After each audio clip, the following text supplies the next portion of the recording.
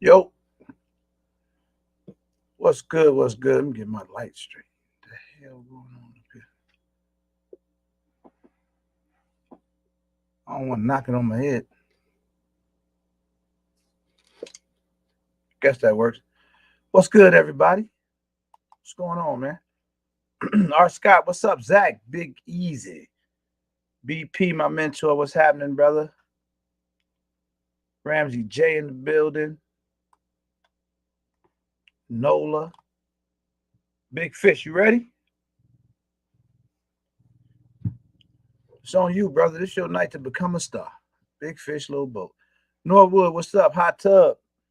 Hot Tub, my main man. How you feeling? What's going down?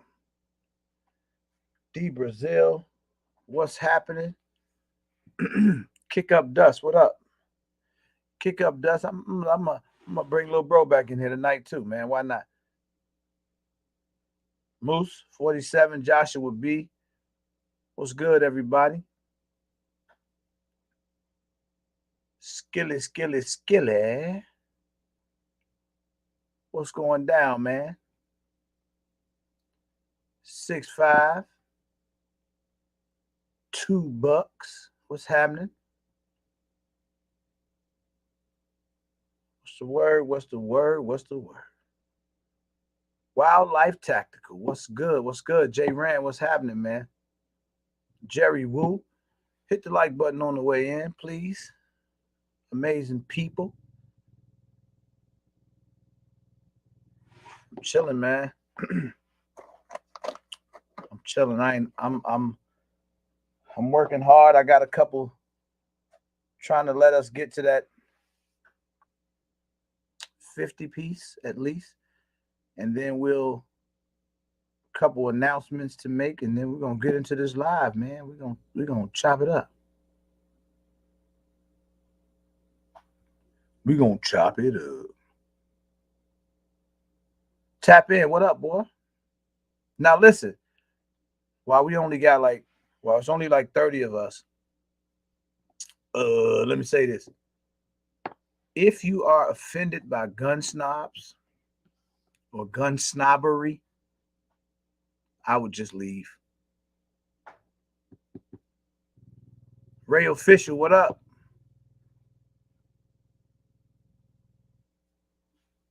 Jason Ewing, what's happening, my man? What's going on with you? Definitely. Everybody hit the thumbs up button. Christian Barnes, what's popping? What's good? Man, I got some. I'm itching to talk about it too, man. Trying to tell you. Definitely got a dope announcement to make.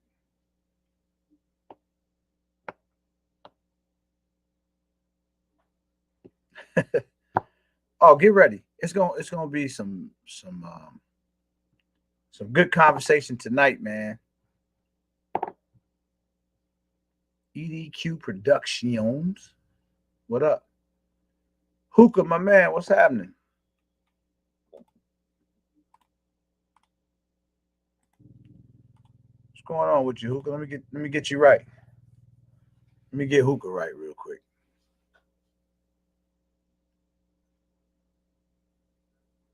Please. Tonight I'm gonna have Big Fish Little Boat come through. I mean, y'all know from the title, there's no question he got to be in here, right? My Fly family, what up, Billy? What's good? Yo, Hookah man, what's going on, man? ain't nothing to it. How you feeling, brother? Man, I'm feeling all right. What's going on, everybody in the chat? Skilly, R. Scott, I see you. My Fly family, Man, Zach.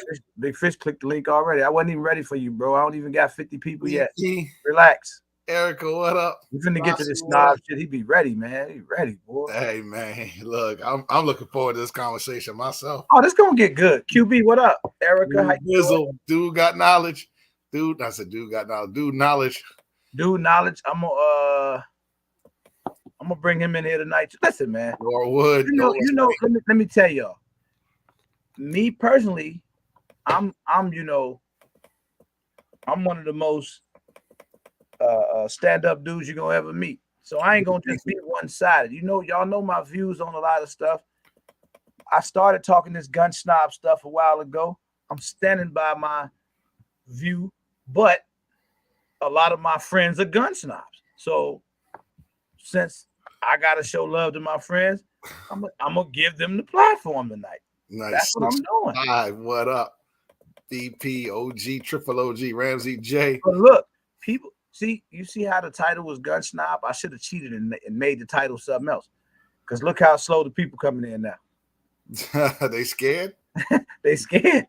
They like, this ain't for me. This is not for me. But I got an announcement to make though. So I'm trying to wait before I make the announcement, but I definitely got an announcement to make. Okay. It's a good announcement though. But I'm trying to just give it a little time to get some people in here. But I'm gonna tell y'all something that I think is weird too, man. It's just some YouTube stuff. YouTube been acting really weird, man. What's been doing? I don't know. It seemed like stuff be slowing down or whatever. Look how long. You know how we be getting to 50 people, like boom. Yeah. They slowed it up a little bit. It feels like. So what we gonna do to combat that is, because typically everybody will get their notifications, right? But if you just know what time the live starts, you know what I'm saying? If you just know what days and what time, right, then you already know what it is. You don't have to worry about it. True that. I mean, I guess I might be tripping, man. I might be acting a little bougie because we almost at 50 right now. We only been live 7 minutes. So that ain't too bad. All right, fair, man. We'll be there. Armel, what up? Tack Life J. Huck Reed. Got the Ewans in the building. Hey, who's here? Shanna here too? I thought I saw Shanna. I know Jason is. For y'all that's just coming in, or everybody that's in here, who came in the live from a notification? Or just say me if you came in the live for the notification. AK Shane, Philly Slow. Yeah, do that, yo. If you came versus who came in just because you know I'm live at this time. 6'5" said he didn't get it. Okay. I'm just trying to see, okay, who's getting the notifications. Make sure y'all turn your notifications on too. Wildlife Tactical. Make sure you hit that bell, because sometimes people just subscribe and don't hit the bell. Yeah, $2 notification. Yeah, you gotta hit that one. Gotta hit that. Shane didn't get it either. Yeah. Okay. Okay, Shane. Yeah, if you gotta hit that bell too, just see, because sometimes YouTube be funny like that. They be on some bull stuff sometimes. They be on some shit. Erica say she just got the notification. Yeah, YouTube crazy. JQ Washington, what up? There goes Shanna. Shanna right there. What's up, Shanna? JQ, what up? Okay, so we over 50. So let me make the announcement, y'all. A couple good announcements too. So if y'all watched, I don't think some of y'all knuckleheads watch all my videos, but if you watched the video that I did, that was what was it called? Impact Over Clout. Shout out to Jay the Shooter. I stole that from him. He said he's gonna send me an invoice. If you watched that video, you heard me say how the Nashville event is sold out. The range is sold out. Sold out? You ain't make it. Sold out, man. I don't know. Matter of fact, not only did it sell out, it sold out by we over a little bit, which is a little little off for me. But never fear, because boy, when I tell you that everything happens for a reason, it does. Nope, can't get you in the range day. But guess what I've done? What's that? Or am doing? What is that? We're adding another event in Nashville. Ooh. So we're gonna add an event for Thursday Oh, say word. in Nashville. Say word. Now, I'm still ironing out the particulars, but it's gonna happen. All it is a matter of where it's gonna be. But this this morning I get this phone call. Mm-hmm. I ain't gonna dig all the way into the call because then Right. Then I'm cloud chasing the name dropping, but I ain't got no choice. I gotta do it. Gotta do it. And then there's more. This morning, phone ring, early as hell too. Who is it? It's the guy from Louisiana with the funny hair, right? Rambo. And the gold teeth. He calls me up, bro. We chopping it up. I gotta get to Nashville early because if you didn't know, the NRA conference is that same weekend. Okay. Now I didn't realize that, but it is what it is. We sold out. Right. At the end of the day, though, he was like, "I'm gonna be in town early because I'm gonna catch the NRAs at some point, but I'm coming to Nashville no matter what." Right. Well, I almost skipped the part because I was trying to be humble. Twister's on the phone with him, right? So it's, we on a three-way call. Okay. So I say, well, look, if you're gonna be in town Thursday, why don't we do the Twister Rambo or Black Rambo Twister shootout at the Glock store? Oh. And make that an event. Everybody get to come to that. Ooh. Sort of like when they was in Vegas, they do the basketball game, or they did that same type of thing in Houston. We do that same thing in Nashville. Right. So that gives everybody an additional event to come to. True. Funny thing is, we sold the hotel out for that Thursday as well, which told me that everybody's coming to town Thursday anyway. Damn right. So if you're going to be in town Thursday, if you've already registered and if you've already paid, there's nothing extra really for you to come to this event. You're already in. But it opens the door for some other people that may not have made it to the range, but maybe you slide into Nashville, you can get to the Black Rambo Twister shootout, and then you can get to the award show at least. You just may miss the range that Saturday morning, but so be it. At least you catch some range time and we can make that happen. But I will have more details on that later on. But I think that's dope that we adding another event. This is crazy. It's a bit overwhelming for me. Second thing I need to tell y'all, everybody who, and it's a lot of y'all too, hey QB, I'm going to ask you to turn off your comments for the next 4 minutes. Just you. Do not comment when I say this. So whoever didn't get, I know who, but the people that didn't get their Christmas giveaway gifts, understand that it's a whole lot that had to go into making that thing happen. Yes, I got all the gifts. I don't have them all here, but some of them are, we got them all. Don't trip on that. But I had to order different boxes, man, different packaging, a bunch of stuff. I'm trying not to make excuses, but I want you guys to understand that somewhere between today and the next couple weeks, you will receive that package in the mail. All right. That's the best I can say. I mean, that's all I can tell you. It's just a lot that goes into getting the ship, and it's all out of pocket that we have to ship this stuff out. So just bear with me. That being said, if you're still waiting on it, because a lot of stuff went out. So if you're still waiting on it,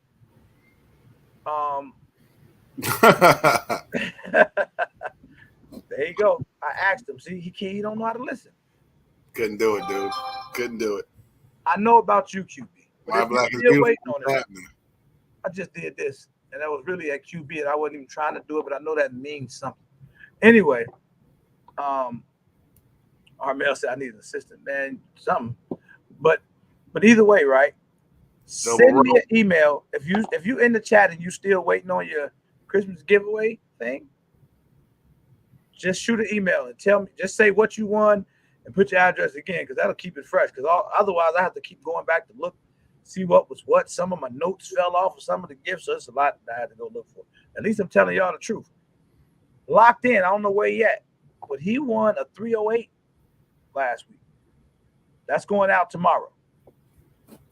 So, all right, it is what it is, man. So that was all of my announcements. Hype Beast, what up? That's DJ everything. Chuck My black Man, and beautiful. What's up? That's everything I had to say, man.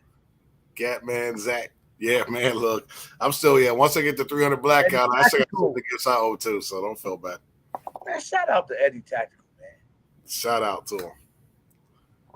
Matter of fact, Eddie Tactical gonna be in Nashville too. Ooh.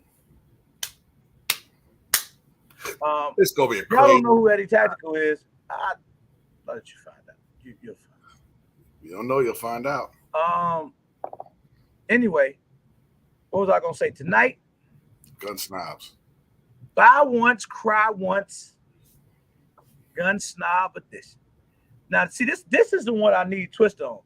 Hey, Eddie, tell Twister to get with me because he said he was a wide open gun snob. He did he say ain't that. tied up tonight.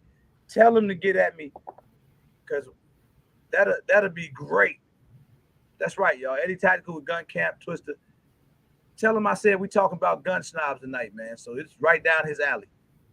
Other than that, man, how you feeling? Hookah? I feel good. I thought you wasn't gonna talk to me today because I put out a video with Sky. No. A lot of people in the comments talking about I can hear Hookah screaming right now. Like I said, Hookah, no. I have to take care of business out here, man. I got a Sky. Eddie said we both gun snobs. Brother, you welcome to come in too, man. You Charles welcome Henry, to come in the chat too. Because this is for the snobs tonight. Matter of fact, the funny part is I might leave out the chat, just let y'all take it over. First of all, the first thing I'm gonna do is bring in one of my closest gun snobs. And this brother know I hold him down because he been holding me down for a long time, just on some real brother type stuff, you know? Right. So I'm gonna give him some platform tonight and get him some shine because not only do he deserve it, he always in here supporting, and we all know him as the ultimate gun snob. Big Fish. What's happening, brother? What's going on, y'all? I'm Ain't ready. To it, man. Ain't Who nothing wants to it. smoke? Listen, the one thing I don't want tonight is no smoke. Cuzzo, what up? Now. Hey, you need to stop the cap though. You an official gun stop now. Hold on, bro. This is not about me tonight. This is far from about me. I was looking at that. I told you I did a video with BNT at a SHOT Show, right? Yeah.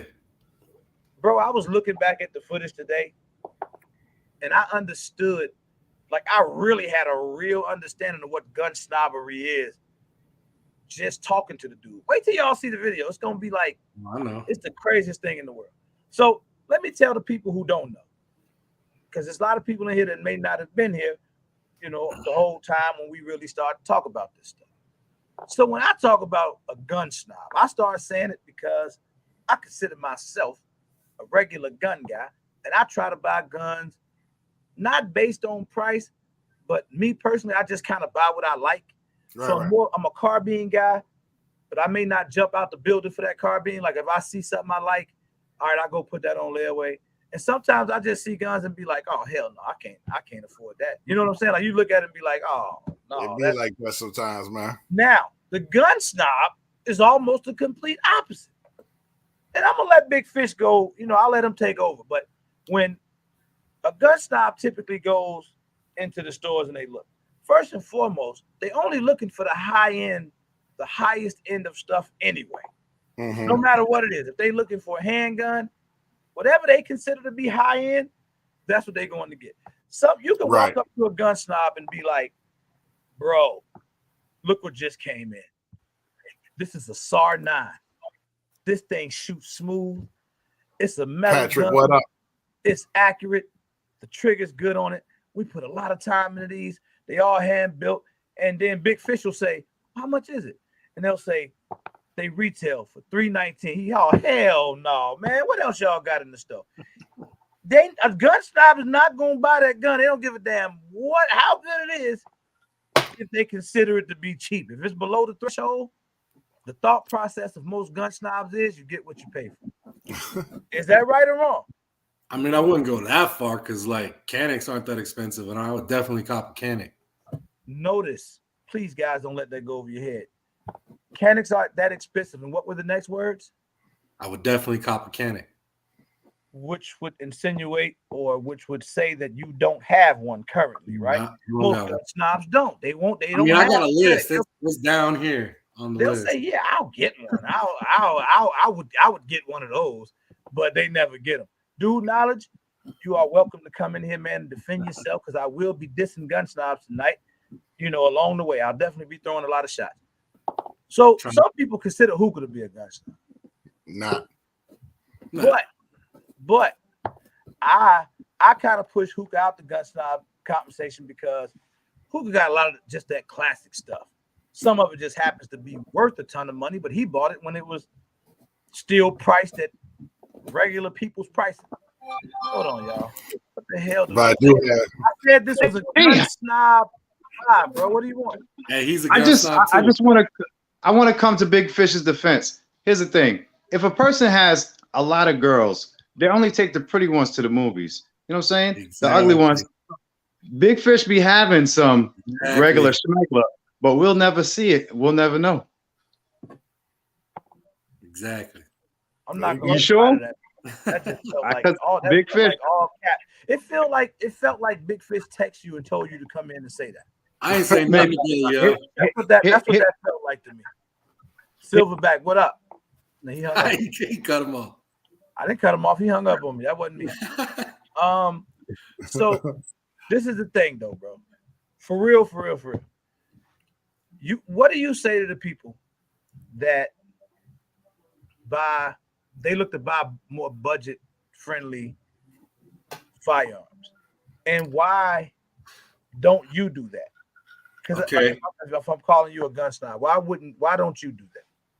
Well, first of all, we live in a golden age of firearms. I think things that are considered budget nowadays have real good value, like Canik, CZ, stuff like that. So I mean, like $300 to get you a nice gun. Delray, what up? To someone who's buying their first firearm, if they're on a budget, they got to get what they got to get. I understand that completely. But show of hands in the chat, how many of y'all bought like an optic, a light, some accessory, maybe even a gun, and ended up selling it and trading it out within a year? Everyone, right? I'm sure I've done it. I ain't gonna lie. I've done it. Everyone's done it. I ain't gonna cap on that one. I've done it. Maurice Evans, what up? It's the same type of deal. You know what I mean? Like, you can get better. There's always better. Also, I think it's on a curve too. There comes a point where the price and the returning diminishing investments will hit. You know what I mean? Like, where you're getting too crazy. Yeah. Like when you're buying an Alien or some crazy shit. You know what I mean? Like, are you really getting 4 stacks worth of gun? Like, do you believe that let's just say the buy once, cry once belief, do you think that applies to Glocks? I think that's the standard. You know what I mean? Like, that's what all these other gun makers are trying to be. There's a reason why there's so many haters, there's so many lovers, and there's so many people coming out with guns that take Glock parts or is Glock mag compatible, or you know what I'm saying? Like, that's the standard. Because they're proven. Been shooting. Yep. Okay. I always say that the Glock is considered the iPhone of guns. It's the standard. iPhone. There was a time when that was budget too. Glock was budget. Oh, was it? So now, okay. Where do we put Glock right now? And okay, well, I asked this question. If we consider, for the most part, high points, Sky, not even Taurus. I think Taurus moves a little bit above these other guys. And some people swear by high points, no matter how you feel. Some people say, hey, they run, man. I mean, at the end of the day, they run. But either way, we consider those some of the lower end, lower budget, affordable options. I'll leave it at that. Right. Then when we start getting into staccatos and some of the higher end 1911s, some of your SIGs, CZs, some of your higher end handguns, right? We consider those to be at the top. Does that make sense? Pretty fair? Yeah, right. Absolutely. Where does Glock sit in between that? You got the it's bottom and you got the top. Is Glock dead in the middle? if I would think so. At the top. I think it falls in the middle. You think it falls flat dead in the middle? So I think it's in the middle. Glock, we talking average. We talking. Yeah, I think it falls in the middle because you get some really good quality firearms for less, and of course you got your top tier, your staccatos, and your Athenas. I mean, but you also based on why you getting that gun, right? Yep. What's the purpose, Yep. right? Because Exactly. chances are, if you're getting a staccato, you're probably not using that gun for self-defense. Maybe you are, but there's a really good chance you're not because you know. Hold on. This is a great conversation. Who can hold your thought? Right. We gotta get the likes up. We're doing bad right now. Oh, hit them likes. Get them likes, man. You better Doing smash really bad. that doorbell, man. We got 100 people, only 65 likes. That's not good. Yeah, we got to. That's just like 40 trolls up in here. We need the likes up. So if you just came in or you've been in here and forgot, y'all hit the like button for me real quick. Yeah. Wow, because this conversation is great to me, man. And it's funny because for as long as I've been doing live since last March, my very first live, this conversation in itself has probably come up more than any other conversation in my life. If you think about it, Sure. at some point it always kind of doubles back to this exact conversation. And I guess because of me, always being somebody that I always try to ride for those that may not have as much as others, right? Because I've been in that space so long that that's always my first thought. Like, man, but what about the people that can't get that one? Right. I never want to make, that individual feel like what they bought is not good enough, right? Because somebody think about it. When you say something to somebody, man, and I don't want to give away this video, but now when y'all hear this and you go watch the video when I put it out, the B&T video, y'all gonna feel exactly what I'm saying. The guy was talking to me, and he said a couple things that made me feel like, what am I doing? Y'all know guns that I have. Like, I have some decent stuff, but the way he came off a little bit was like, yo, what the hell? I mean, it changed my life. It all depends, man. I mean, like I said, that's something to attack black. And I'm a guy who got really into CNRs, Hey, locked in. You ship it out tomorrow, bro. I'll let you know if I need any additional information from you. I've seen CNRs that are museum quality going for anywhere between $7,000 and $25,000. Okay. Right. And these were guns that you probably would have saw in a big old plastic garbage can at Woolworths or Rite Aid or something like that back when they were selling guns, right? JC's Penney's, right? JC Penney used to sell guns? Yeah, Sears, JC Penney's, all the big block stores used to sell guns, man. Damn. You could get all kinds of, absolutely. Back in the day, the 80s and the early 90s was a time to buy guns like what you see on my wall, the SKS. You can get SKS back in the day for like anywhere between $50 and $70. Now they're going for anywhere between $600 and $1,500, depending on which one you have. Right? So, you look at some of these firearms. That's why I said the reason why. What's your purpose, right? And I broke down in one of my videos, and I'm trademarking what I actually have. So that's definitely going to be a good thing. Of why you have these guns, right? Right. So I know we're in a modern era where everybody loves tac black. Everybody loves the tactical stuff. That's why you see a plethora of AR variants out there everywhere, right? And anything that might be remotely close to even where they actually shoot the same caliber as the AR, the standard 5.56 NATO 223 Remington, right? And you see each time they go up. But I try to go to the ones, and I guess what would put me in the snob is I go for the guns that no one really wants or the guns I know are worth a lot of money down the road, because guns are an investment, right? At the end of the day, right? Yeah. So people will say, well, how much is your life worth when it comes to defense? But as a collector, I got to look at what would give me a good return on my investment if I needed to sell it down the road, right? I have a couple of Glocks, but I'll tell you right now, Glocks, to me, I don't think they're going to hold their value, right? They're not. You're going to get them used. You can get them a little cheaper. But I know that SKS is climbing every single year. It's going up, right? Yep. And the reason is because a lot of these guns are either getting destroyed, they're getting beat up, so they can't run anymore, and they're becoming rarer and rarer and rarer. And you see some of these other firearms that were rare to begin with. For instance, I'll give you an example. There's a gun, semi-automatic rifle, that carbon Q. What's up? Called the SVT-40, right? They had the ABT-40 as well, which is an auto version, but they had the SVT-40, which is a semi-automatic version. It was a rifle, 7.62 by 54R Russian rifle. I saw that gun go for as little as, when I saw it, around $500. I saw it about a couple years later at a gun show for $1,200.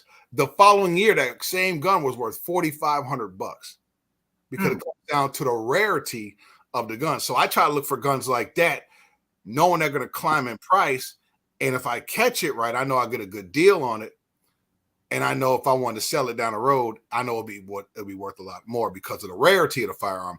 Not necessarily the performance or all that stuff, but just the simple rarity of that gun. And that's why you probably see like an alien going for like $7,000 because there's not that many out there. Right. So a collector is going to want something like that because if they want to make some quick cash, they're probably going to have somebody out there who wants that gun, and it's going to be worth that money. And it also comes down to who's going to buy it, right? I noticed something that just came up in the chat a couple times, actually. What's that? So when we start thinking about, and we'll get more into the snobbery of this, but when we start thinking about it, because when I look at like Fish Collection, I mess with him a lot, but he got some super dope stuff. Like you'll be looking at it and be like, yo, I wouldn't mind having one of those. No matter how we feel about the gun, you like it. You be like, that's pretty dope. Right. But when we start thinking in terms of defense, right? Like what is a gun snob carrying? Like I only want to I'll buy these guns because they a certain model, certain fit and finish, certain XYZ. They have a certain history with them. But what do you carry? I'm gonna answer that real quick. HK P30. So you carry HK, God. Okay, go ahead. But what I want to say real quick is when these companies, B&T, HK, when they're designing a gun, they're not thinking about price or who can afford it. They're trying to make the best tool possible because they're trying to sell to militaries, police, and people who really need this shit. Like, for real, for real. You know what I'm saying? Like, that's what they're after. So when they design a gun, they're like, damn the cost. I want the best material. I want the best fit and finish. I want the most reliability. And I want it to work forever. When then you go to like Glock, they're trying to make a handgun that has all that, but is affordable too. Mm-hmm. Or you go to Canik where it's like, we want to make it super affordable and offer you some really great features like the best trigger in the market. Or you go to Sky where it's like, I want everybody to be able to buy this motherfucker. Right. So you're going to lose on the quality, on the longevity, on the materials. You get what I'm saying? Right. Like and they're not even thinking about that. That's HK is notorious for that. That's for true. Not giving a fuck about customers. Because you see their transferables, MP5, they don't $60,000. They don't care. They got $1 billion contracts. Like they're not worried about us. No, they're not. So here's what I think would be a logical question. I bet you somebody would love to ask this question. Why would I need a military war-ready gun for everyday use or everyday protection? It's a funny joint. People don't realize this. SKS, right? Yep. That's been around since World War II, since the end of World War II. It's been around since, and I had a little, on a side note, I got in a little debate with somebody online because, the SKS was not around in World War II. I said it was built in 1944. The first ones went out in the winter of 1945 on the Russian front lines. When did World War II end? Let me address the fit and finish. Bro, right? You know what fit and finish is. When you see a girl, when she's fit and finished, you know what fit and finish is. Yeah, I don't know. I understand. Tracking. You know what I mean? You feel me? And as far as and definitely want something about, and people think like, because first people think of the AR, right? Right. 16. Right, that's what the military classified it. M16, M4, carbine, the whole 9 yards, right? But they don't think about the Mauser. They don't think about the PPSH. They don't think about the AK. Well, they think about the AK as well. They don't think about SKS. They don't think about some of these bolties, Argentine Mausers. They don't think about some lever actions that's seen combat. right? They sure enough aren't thinking about 22 caliber rifles, like 22 long, not necessarily 223. These have seen battle throughout time. M1 Garand's, M1 carbines, the M14 Tommy gun, Thompson, right? Tommy gun has seen battle, right? It's even seen in the hands of cops during the Prohibition years, because the gangsters had all the Chicago typewriters. They said we need something to compete with them, so they got the Hurleys as well. So they needed these type of guns. So these guns have seen battle, right? Not every AR has seen battle, right? Let's be real. No, right? I get it. I understand that. So when the average person is going to buy a firearm, right? Most of it is for, I would say the majority of people buy guns for defense, right? It's first one protection. Absolutely. Yeah. So do I need to have a $2,500 ACP-9 if I want to have a carbine to absolutely be able to protect? No. You get what I'm saying? So I that's how I'm thinking about it, right? Like you be good with a PC charger or whatever you can afford. You know what I mean? Like, so it's when you dive in further. It's when you've been doing it a while. Some skin in the game, yeah. Then you're like, okay, now I want to go up to this. I should have dropped that damn video so I could talk about it more, because there's so much stuff out of there I want to say, bro. Because the guy kept saying stuff like, I was waiting for you to drop it, but you dropped that damn Sky video. I'm like, what the fuck? But he kept saying stuff to me like, I don't want to give it away. I'm gonna drop. No, they drop. But that's the thing, though. A lot of people buying this type of talking that real though. BNT's the truth. I promise you. Everyone in here. No, I'm not. Listen. You know, actually, by the one, time man, I left, down the road. I felt like I actually got a nice relationship with them, because the way I went in there, like, and you'll hear me, like, I go in there talking about the Strike Bog, like this was the Strike Bog booth when I walked in that mug, but he shut that down quick. So anyway, Big Tap, thanks, brother. But that's I got a firearm that's not even released yet. I can't wait for y'all to see it. I got serial number 31, a DRD Tactical 300 Blackout, MFP 21. I don't even know what that is. But I did get a chance to hold the BNT.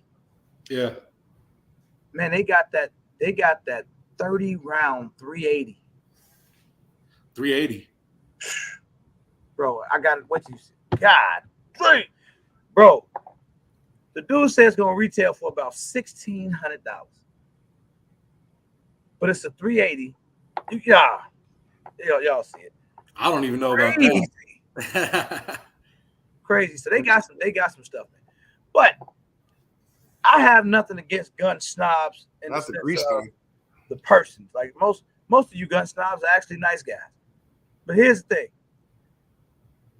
What do you say to somebody that swears by their Taurus G3C? If it works for them. If it's for you, it's for you, bro. My first gun was a burst under 380. Both of y'all now. Y'all being politically correct. Oh, no, I'm a clown. Because I done seen both of y'all react in some weird ways when we see Taurus. I am not I will tell you right now, I am not a Who That Babe was good. G2, if it was 11 fan. If it's a brand new person and that's their first gun, I'm gonna be like, hey, do you get some training? But if you buy one, RGG, I'm gonna clown your ass. Like I said, if you got skin in the game and you get one, then I'm gonna be like, but if you're a first timer, if you're coming on this under the sound of my voice, you're a first time gun person and you buy a Taurus, you're gonna get clowned. But if that's what you get, that's what you get. Yeah. I don't really care. Like I said, I don't care. Truth be told, I don't care. I'm a joke on you. How much does a Taurus cost? How much does that G3C cost? A couple $100. Yeah, 300 give or take. 250. Yeah, what are we talking? Between 250, 300, depending on where you get it. Yep. Okay. How much is the cheapest Canik? Right, price, same price, 300. Wait, before you say anything else, I asked this question earlier. CZ, SIG, upper echelon. Right. Lower echelon. Where does Canik sit? It's getting there, bro. Like it's getting there. It's climbing. No, it's getting there. It's not an answer, guys. You guys are struggling tonight. It's getting there. It's not an answer. Where does Canik sit? If Glock sits right in the middle, yeah, Canik sit somewhere between the bottom echelon and Glock, or does it I sit would somewhere say between Glock and the upper echelon? money wise, I would say it's between. Hookah, stop it, man. Okay, Stop it. I love you to death, Hookah, but all Low I Glock. need is I would say it's right there though. It's like right there. I'm with you on that. It's like right where? Right below Glock or right above? Right. I right want to know below how Glock. we really feel about Right below Canik. Glock. I just Right. I just I'd want say real opinion. right below Glock, but it's about to pass it. I'd say that. I don't know about that. I would say it. I would say that. I would definitely say that. The Glock mags are Glock is proven, bro. Like, I mean, it's because it's like saying the iPhone versus the Android, right? What Glock is heavily compatible. What are you comparing? That's the whole thing. Because if I sat down and I told you the history of Canik, where it came from, how it's made, where it's made, how it's tested, just in another country, not in the United States, I can tell you that I can compare apples to apples if I put those guns together. A lot of different guns. I can tell you how to manufacture. Exactly. How to manufacture, stuff like that. I mean, I can tell you they're both made in Sammy factories. If you know what Sammy means, if you don't, go look it up. I mean, we can break that whole thing down. And it's turkey, right? Right. The fact of the matter is one has been around longer than the other. But when I pick up one and I've shot all, you can't tell me that one is better than the other. One has a more proven track record because it's been around longer. Right. But when I look at them side by side, is that enough? Is that enough to give Glock the edge? Well, you want to know something? Longevity, I would say that. Compatibility, I would say that. But it does give the edge. That's why I said it's right there, and I say that's why it's going to pass. Because I too, Zach, I also own Jonix, right? I own too. So, like I said, you always see me say, I will never talk trash about a gun I ain't shot or I ain't got. I'm just like, I agree. That joint. I could seriously compare Glock. Are you representing as a snob, sir? Or are you coming in as a regular gun guy? Which one are you? If you're not a snob, I gotta ask you to leave. You gotta be a snob. No, I'm coming in. I'm letting you know now. I'm coming in as a snob. Okay, it's all love. It's your platform. I'm coming in as a snob. It's your platform tonight. Then it is what it is. So here's the thing, though. Zach didn't even know he was coming on the screen. Exactly. I brought him in because Madness got it. I know how he ride with Canik, right? And then when I hear a lot of, because people say, "Hey, Canik, the Glock killer," but then you got your California boys that boy is Glock bang to the thing. Don't say. You know how many Glock killers there's been? You know how many Glock killers there's been in 20 fucking years? And I said that. Every year there's a Glock killer. I said that in my own Canik collection video. I said there is no Glock killer. There's no such thing as killing a Glock. Glock has been around for a very, very long time. Not to kill a Glock. That's the thing. There's no reason. I did have a realization today, and I definitely did think about you guys. I was at the range today, and I decided to shoot my EDC because it's been a while, which is a Glock 19. And I'm letting you know now, I'm getting rid of it. Why are you getting rid of your Glock? Because I don't want it no more. It just doesn't feel good. It doesn't feel right. I moved on to the next stage. I've been playing with my SIG so much that when I fired my Glock, I was just like, that might be the snobbiest thing I ever heard in my life. This is the very snobby. The reality of it. Like, this is how I feel. I feel like what Big is saying, like there's like kind of steps to it. It's banquet though. It's a what? He's drinking chorus. It's banquet. Drinking a warm piss. Bro, this is what I needed right here. That was thank you, brother, for coming in here. No, but I'm just saying, like, he's like, I've been playing with my SIG so much that I'm being honest. Hey, bro, you be honest about it, right? I could sit there in front and be like, whatever. The Glock is dope. But I'm just saying, bro, come on. I'm just rocking with my SIG. Wait. I imagine everybody in here, 120 people. Everybody in here, for the most part, has shot a Glock 19 at some point. Yeah. It's going to shoot every single time. Not only that. Every time. Every time. But nobody's ever thought about a Glock 19 in the sense of it being the smoothest gun in the world, or having a smooth slide or whatever. That's not at all. But we all know a Glock 19. I mean, if you know how to shoot, you can shoot a Glock 19. 100%. Right. No matter, you can be the most average shooter in the world. You should be able to pretty much handle it. That's a fact. So for me to hear you say, but what SIG have you been shooting that made you throw your Glock away? I didn't throw it away. I still got it. It's right next to me. I'm not gonna lie. I've been on my Legion a lot. Been on my Legion a lot. Legion? Yeah. Which Legion? Which one? The X carry. Oh, yes, that's nice. And then the X5 is next. 320, right? 320. Yeah. Bro, you about to get an X5 Legion? Hey, Sig's smart with that though. You definitely they sell those trigger packs. Right. You just get the fire control unit. Mm-hmm. Sig's smart with that. The Glocks are dope. Like I said, don't get me wrong. Like I'm not gonna really get rid of my Glock, but I'm gonna shelf it. It's gonna stay on the shelf for a little bit, and I might have to get, something else to carry. Yeah, we don't like it. It's gonna stay on the shelf to that SIG jam. And then that's you when gotta go back and get that 19. Glocks fire every time you pull the trigger. They eat every bit of ammo. But then I can look on the other side and say the first thing you do when you buy one, you change the trigger. You change out the sights because they got plastic sights. Bro, they just not trigger snob night. Gun snob night. I'm telling you, I never changed the trigger in a Glock, bro. That don't apply to regular people. I leave my Glocks plain Jane. Yeah, most people do. And change the triggers out immediately. Wait a minute.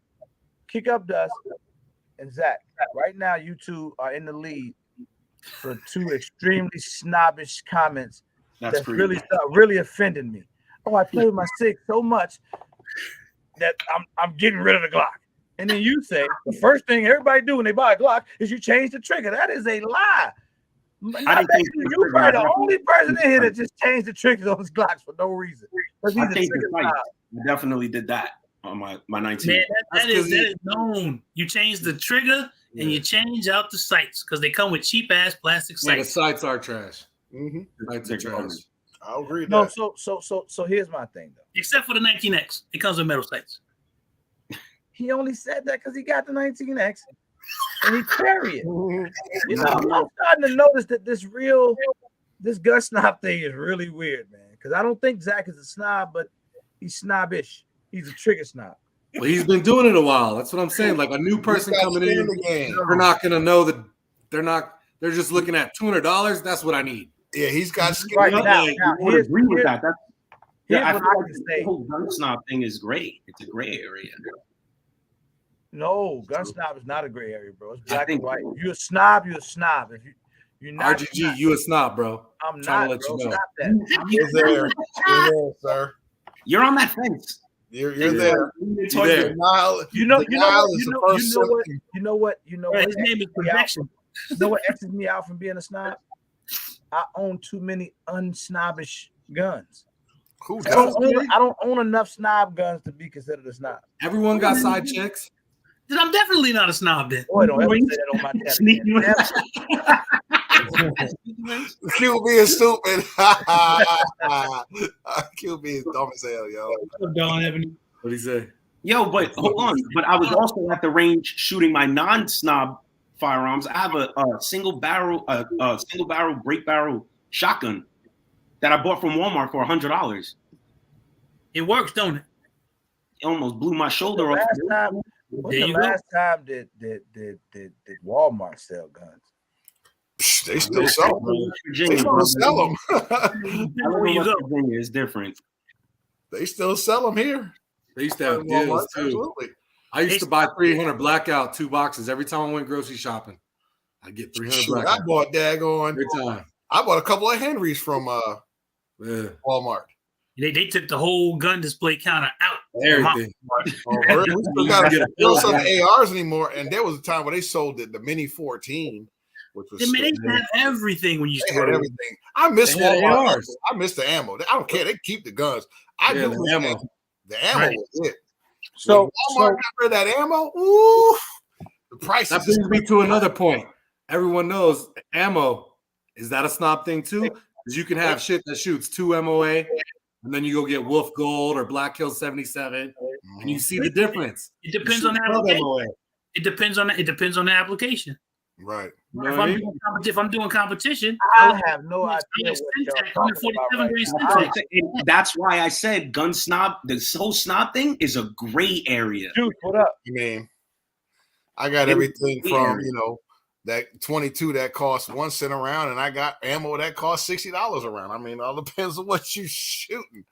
You know, throwing away rounds, or you're proving a point, or you're competing. Well, 600 Nitro Express is $60 a round. Now let me say this. So there's nothing you can do. I wish I could get it cheap. I could roll my own for 20. Go ahead, RGZ. Hookah, Zach, Big Fish, Kick Up Dust. I don't know your history in terms of how long you've had your firearms or your history with them, but I know with Hookah, Big Fish being ex-military, they've been buying guns for a lot of years, shooting them. Zach been buying guns for a bunch of years and shooting them. So sometimes I get when you guys have a certain opinion on a certain firearm, right? Like you might say, bro, nah, that ain't the one. I had that gun and I ran X amount of rounds through it. It just ain't the way to go, right? Right. Do you ever get to a point where you look at a gun and say, because the price seems to be cheaper, because it's a gun right now or a company that I'm very, very impressed with myself personally, but their guns are very affordable, and that's SAR. Oh no, I like SAR. Like when I tell you that I learned a lot about SAR over this last weekend, bro. Those are based on CZs though. Here's the deal too. Yeah, but wait, it's more to that too, man. It's like I'm a Turkish gun manufacturer fan. And here's the joint about Turkish. Here's a sleight of hand. A lot of things people don't realize about Turkish guns. They're based. Some of them are based off stuff. Their shotguns are ridiculous, but a lot of their R&D is eliminated. That's where the money's at, in research and development. So if you are not extreme proprietary, and you got to do a lot of R&D, your guns are going to be expensive. Let me see what the gun snob's about to jump out their seat right now when I say this. I was talking to the representative from SAR, and he said the SAR K-12 sport will directly compete across the board with the CZ75. And he said he would put anything on it. That's bold. I believe it. I still buy if he has, and this is what ends up happening. If you have time with a firearm, it's like someone tells me, "Oh, I got this CZ or whatever," and I'm like, I don't care how much time you got on it. I can tell you, I got thousands of rounds through my competition pistol. So I'm gonna tell you, you know something? I'm gonna go out shoot you, and that brother might shoot that gun, and it's not the gun, it's the shooter. That's the whole thing. It's not the gun, it's the shooter. Right. Always the shooter, not the gun. That's facts. But he actually made some amazing points when I was having the conversation with him. And here's the weird thing: I don't own a SAR, I don't own a CZ, so I have a dog in the race, right? So I'm not defending one. I don't know. I'm just listening because I like guns, so I'm just listening to the conversation. But the way that he was breaking it down, like where the guns are made and how they're made, and you know how you always talk about the fit and finish, and it was so odd, bro. And it's so much right now since I don't snitch and I can't do it and it ain't in me. I can't say what he did.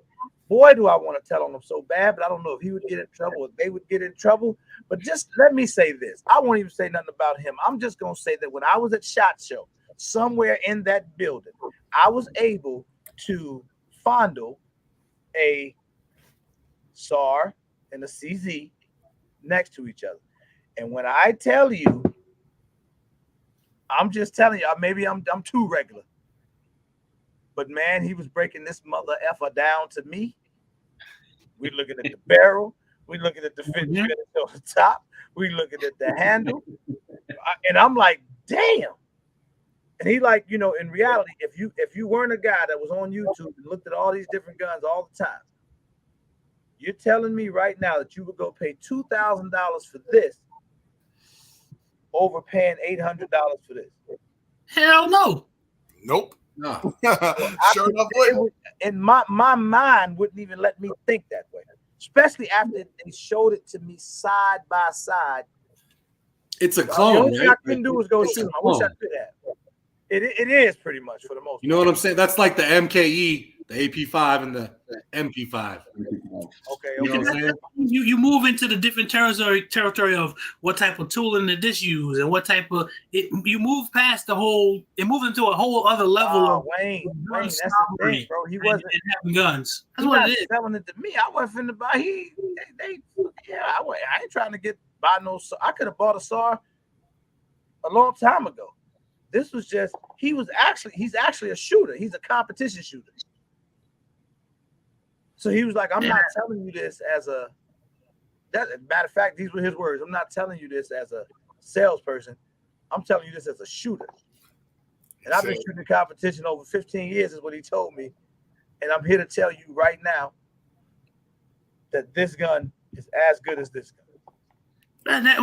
It's almost like if I say your mom's make good macaroni and cheese. Well, shit, my mom's make good macaroni and cheese too. You mean because she make good, she can't be like you can have comparable things, and it doesn't have to cost. When you go to resell it, when you go to resell them, I'm just which one are you gonna get more for it? And there's that too, the ROI. There's that too. But see, I agree with you there. You know what I'm saying? I mean, but like I said, you also break down R and D. Yeah. Mm-hmm. If it's a clone, the research has been done by CZ. Well, you got and a lot of these companies release their stuff. It's releasable. Turk is already known for making good guns. Boy, you tripping. That mac and cheese is trash. I don't know why you said mac and cheese. Now you know you're gonna get them trolls started. Something that was common to everyone. I mean, that's where the money's at. It's like Kodak versus Fujifilm. I know they don't do that stuff anymore, but R&D is eliminated. You know how much R&D costs? I don't want to start with CZ, so I don't know. Gun. That's the bulk of the manufacturing is the research and development. If you don't have to worry about research and development, you can build a gun. You can sell it for $800 versus $1,500 because you eliminated $800 worth of research and development. Why do you think there's so many Gen 3 Glock clones right now? Because the patent ran out. What you gotta do is just once that patent goes, it's no holds barred. Yeah, that's why too many. Let me ask y'all this.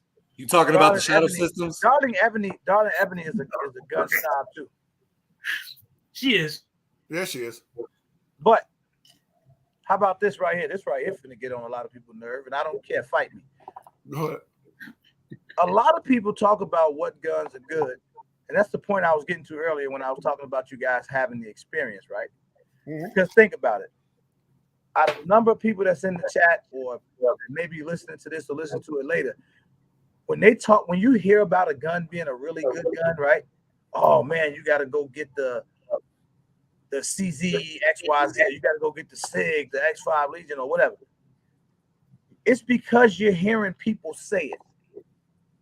Like you don't have the experience with it. It's just what we hear everybody talking about, right? So people oftentimes want to purchase firearms because of the popularity. Initially, yeah. Because you don't necessarily know what makes it so much better. That's why I don't get all hype when the new 10 millimeters just came popping up and everyone's talking about them. Everyone got sent a free one. They got paid to do those reviews. I'm gonna wait a year. You know what I'm saying? It was trash. Trash ass gun. Which one? The Smith & Wesson 10. I ain't gonna say shit. Oh, yeah, this is a joint here. Everybody went crazy. I like Smith & Wesson. I love the revolvers, but there were plenty of 10 millimeters out there way before 1911 10 millimeter. Pick one, right? I told you Chiappa custom 10 millimeter Magnum, but 10 millimeter 100 P40 Grand Power P40 has a 10 millimeter Grand Power. Smith & Wesson shouldn't have wasted their time. Let that be a PSA though. When you see all these YouTubers and all these influencers get guns at the same goddamn time, and there's videos popping up, hold on a second. You know what I mean? Like, just I don't go after the guns to everybody else. Guys, I'm gonna excuse myself from the chat and let the snobs have it. Nah. Hold on. I had to do this. So you got the baby. I can't do this anymore. So that's how you know. We're gonna take it up. Could we take it up to like level 10 here for a second? Oh, here we go. All right. Waiting for you. It's about to get really snobbery. No, it's really not. It's kind of practical, I guess, for some people. But can you really call yourself a gun snob if you haven't gotten to the point where you could see at night? I'm just saying. Here's a good example. So I have a mannequin, right? That model stuff right now. If you take a look at Exhibit A, we got RNVG binos, L3 Harris tubes. You have a whole as a plate carrier system. We got Spiritus, and then you can't forget the Knight's Armament. Is that a cat? Yes, sir. It's a CQB. Oh, great. Now, if my mannequin would, magically turn to the side. All right. You would see that, it's pretty slim. So realistically, that's a whole whole word under your jacket. But an actual person in the room. He's demoing. What's going to work? I like it. And I can't fit that. Going forward with that. So yes, we have a Knight's Armament because I'm gonna get to why I think Knight's Armament, HK416s, Hodge, LMT, and stuff. BNT is it's better than what you would call the budget-friendly one. Well, we'll get to that in a second. So if my mannequin would so kindly present himself again and somewhat kind of do a sideways, semi-fucked up, high-ready position, we would be able to see that we have a B. Myers Mall, obviously Surefire light, and we'll get to the lights in a second too. Why I like Surefire mod light, etc., etc. Shout out to everybody who got a magic mannequin. Right, he has a real mannequin. He has a person. He hired a whole person. No, he's not. He's a mannequin. He's robotized. He's a gun snob mannequin. That is awesome. See, so and as far as like ear pros too, ear pros are very important in my opinion. Good quality stuff matters. He's wearing a mannequin's wearing Peltors. It's Hooker probably knows about Peltors. No Peltor. Military uses them. Christ. It's good because if you can't hear shit, but you know what, dude? Sucks, all that stuff on him. Nobody know what he was just talking about. I do. A1. That helmet I got a question for you is what is that thing of beauty to your right, that nice lever action? That's what caught my eye. Oh, dude, that is a Henry. See? Which one? It's the one of the older ones. It's made in like the I want to say 70s, the original 22 LRs. Ooh, okay. Yeah. All right. That caught my eye. Out of all the stuff that you showed, which is awesome, by the way, you are a true snob because you got the mannequin that moves and stuff. Right. My mannequin could kindly $100,000 and take a break stuff on that mannequin. But that 22, that Henry caught my eye. Yes, sir, you are definitely yes. Well, see, because another thing too is like another thing too is like when people talk about gun snob, they're only thinking, okay, well, your buying price is 2 stacks or 3 stacks, 4 stacks. I disagree that it's only about your upfront cost because if you take Hookah's a big bore guy, he knows. Some of the big bore guns you buy for $1,000. To normal people, it's like, oh, okay, it's $1,000, no big deal. It's not really high end. It's not that makes it high end. How do you shoot it? With the air? Now you're spending $4, $5, $6, sometimes even $10 a shot. If you're putting 100 rounds down range with the big bore shit, dude, I'm sorry, but you're a gun snob. I shot my 600 Nitro Express Encore 5 times. That's $300. Goddamn right. And how expensive does it get? Real quick, right? Real quick. If I had think about it, I'm not gonna have 1,000 rounds of 600 Nitro Express. because that's $60,000 in ammo. That and the rarity of it. Where the hell do you find that locally? You don't find it locally. Exactly. So let me ask you this. What I think I might have asked you before, but some people probably didn't hear it. What is your EDC? EDC, believe it or not, it's just a HK P30 LEM. Every snob carries an HK. Have y'all noticed? No, that's incorrect. Because my mannequin over here carries a what is this? Fuck, we carry the 365. Your mannequin carries. Oh hell yeah! Oh hell yeah! Too. He carries a 365 when he's That's at a home. SIG. RGG. What up? Do you consider a P365 a gun, a snob gun? What's up, 2A? Nah, I carry one. But I don't. Hey, Oh, so something it's- I know. Hold the phone. Steven Petrikowski, P7. Now that is a piece to have in your collection. That's a P7s? collector. That's a collector. But you're going to pay Yeah. for that monster. 3. It was $3,000 6 years ago. When it comes to HKs, though, I like the hammer fires. The VP9 is okay. That's their for the people handgun. Mm-hmm. But HK is It's known for their hammer fires. The HK I want, 45s, Mark 23s, USPs. Mark yeah, 20. USPs in general. the Yeah. HK I want is the 51 Bravo or the 21. how many people in the chat lost right now? Just with me.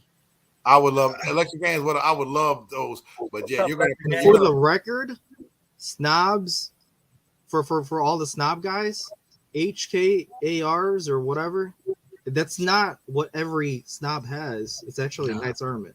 They have Just cat. making a correction. I can't wait to get up with this dude, man. I'm glad he living. Oh, let's talk. Can we talk flashlights for a second and gear and whatnot? Because I mean, gun snobbery goes on to gear snobbery. We're too, right? gonna lose Let's half the chat, but that's okay. It's y'all night. Go ahead. We're Let's gonna talk break light. it. We're gonna break it. So here, let's talk Olight, right? Olight, for example. Yeah, I get The it. They people that work. send me lights out, right? Go ahead, talk about it. Chill, bro. Chill. I like Olights for the purpose of it works. Yes, it's bright as shit. Yes, it's affordable, but when you start using it and actually using it more than the average guy, when you start taking your classes and stuff like that, it's a whole different world. Because personally, I've used Olight before. I'll admit it. I've used Olight. I've had lots of Olight shit out on me too. Man, we said it like I used them before. Like I did it. I mean, that's just the thing. They're with experience, they're not proven to really keep up with abuse and throwing rounds after rounds. You got to keep in mind too. With my rifle setup, I have the light all the way as forward as I could have it, just so that I could avoid any shadowing with the barrel. Because when you turn your light on, the barrel kind of throws off a shadow at the 3 o'clock position. So that's why I like to have it all the way up front. But then I guess the con with doing that is all of the what is this? The carbon and I guess just a concussion from shooting the round hits it. So over time, the electronics in there kind of messes it up. Yep. I haven't had no problem. We got to get the likes up before I can continue this snobbery. I want to say one other thing real quick too. Sometimes there's a company that will come from budget area, which proves itself over time. Like Hollow Sun, can't nobody tell me shit about Hollow Sun, bro. They're good. I'm walking with them. Good optics. They're good red dots. Canik, can't nobody tell me shit about them either. They're obviously getting proven. You know what I mean? Like, so there's going to be outliers too, where the price is way good. You know what I mean? Where the quality you're getting is What about really, Vortex? really good. What do you guys think about Vortex? Depends which Vortex. Yeah, everybody got quiet. Yeah, Depends which Vortex we're talking about. I don't know, Viper, Strike Eagle. Like obviously, there's the higher end, like the Razors. Yeah. You know, So it's now we're talking about it depends on what you're using it for. Application, Now, right? I'm just saying the brand in general. Nothing. brand in general, Oh, I think Jesus. Vortex are freaking Yeah. awesome, dude. Lifetime warranty, no questions asked. Best warranty in the business. They do have the. Hell yeah. And I do want to add that, in my opinion, yes, Glocks are proven. Yes, they've been used time and time for the past 20 years. Canics are better than Glocks, in my opinion. Just saying. There's a reason why, if you look at the FN, I'm going to keep bringing it up, and I don't give a shit. The FN 509 LS Edge, the HK long slide, and all those guns look just like the SP. What is this? The TP9 SFX. SF. Yeah. True. There's a reason why, because they shoot They set a damn trend. well, and they're They cheap. set a trend. Just like when the 509 LS Edge came out, they were like, "Oh yeah, look at this! I bought a $1,200 509." The biggest meme was, "Is that a Canik?" They would get so mad.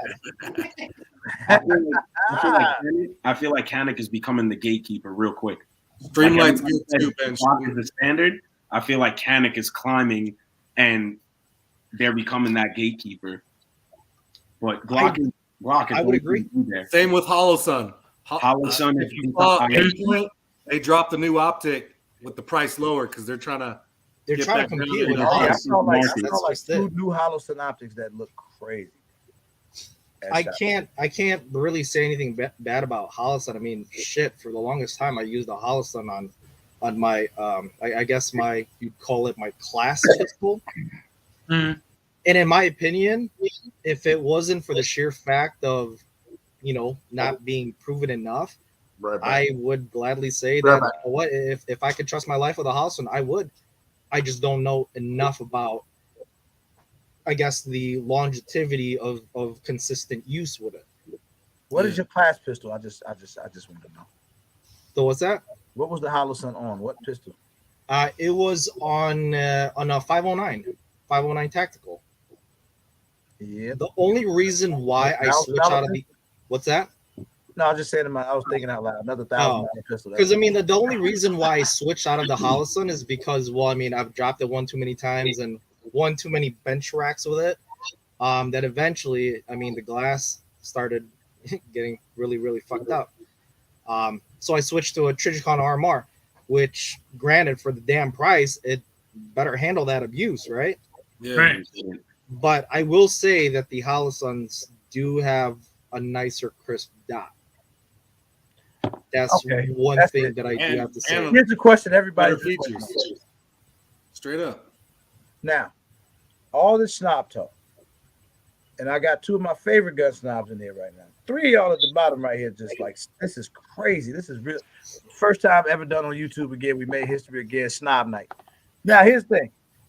What do you tell the newer gun owners that's in here right now when they're going to get a quality pistol to protect themselves and their family?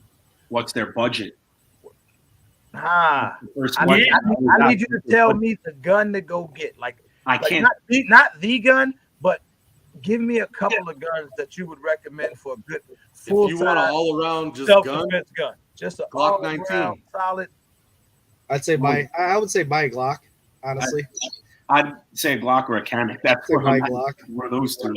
I would say, tell here's the thing. I tell people to go shoot a bunch of different guns. That's my honest answer. That's why I said, like, I but say go shoot a bunch of guns. he put us against the wall with the question. Yeah, he did. He He put said us against pick the a wall. gun.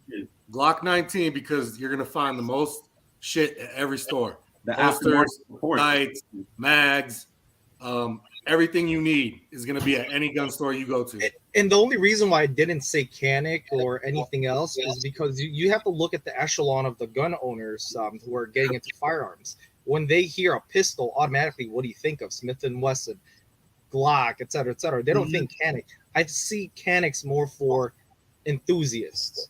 You know what I mean?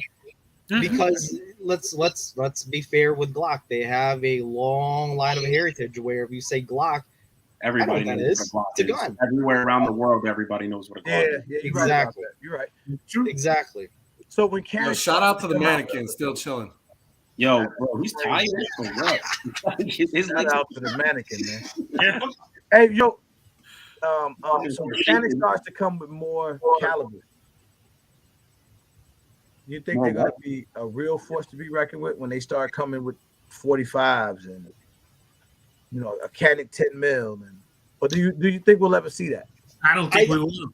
I don't think we will. I think what would be a game changer for Canik is when they come out with an official race gun.